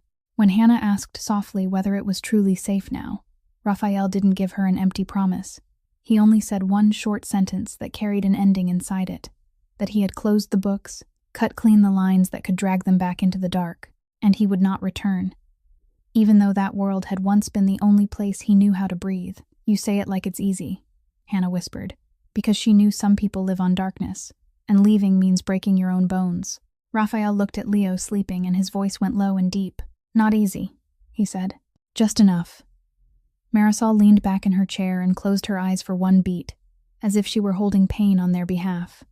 And Hannah suddenly understood that the quiet after a storm isn't peace, it's a temporarily cleared sky where you count what's left. That night Jade fell asleep early, without jolting at the wind, without springing up at imagined footsteps. Sleeping so deeply, Hannah had to bend down and listen to her breathing to believe it.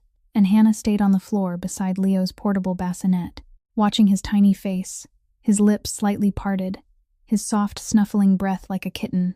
Raphael sat down at a careful distance, close enough to stay, far enough not to press, as if he'd learned that being near can be a kind of apology without words.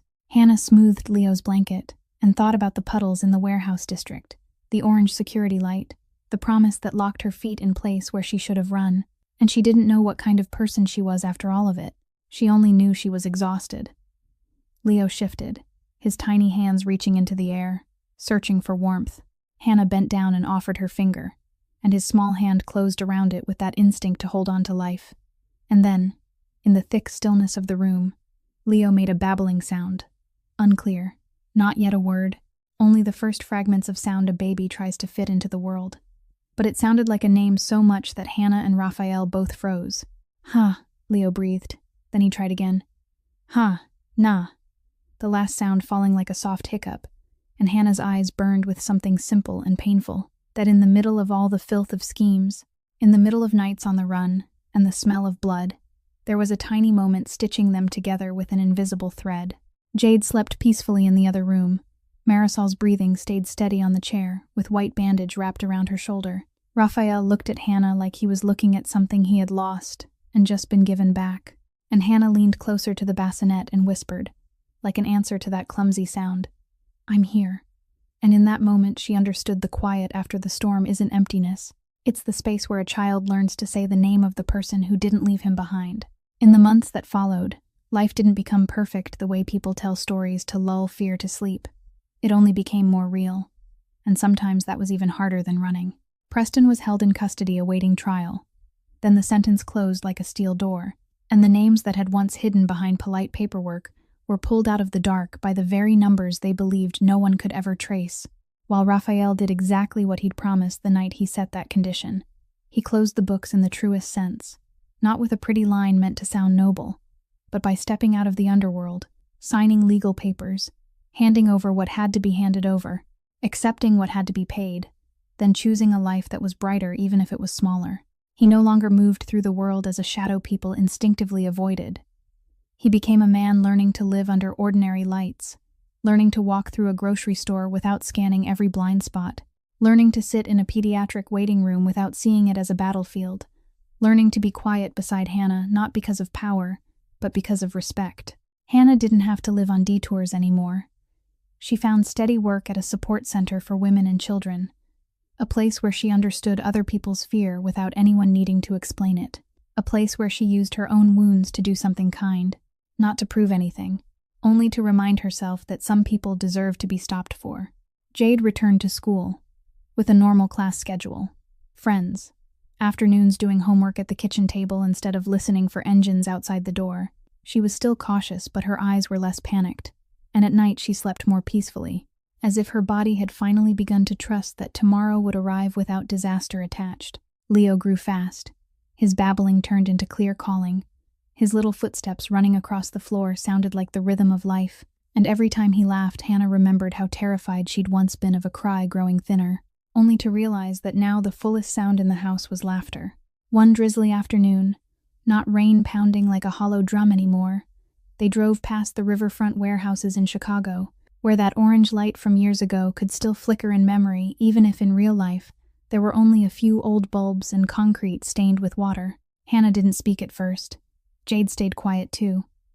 Raphael slowed down like a ritual, and all three of them looked through the window into that familiar darkness, the place where a man had once held a baby tight, as if it were the only proof he'd ever truly loved anyone, the place where an exhausted poor girl had stopped anyway. Hannah felt her heart beating slowly, not in panic now, only in a quiet kind of gratitude, because she understood that some moments don't need to be revisited to hurt, they need to be revisited to close.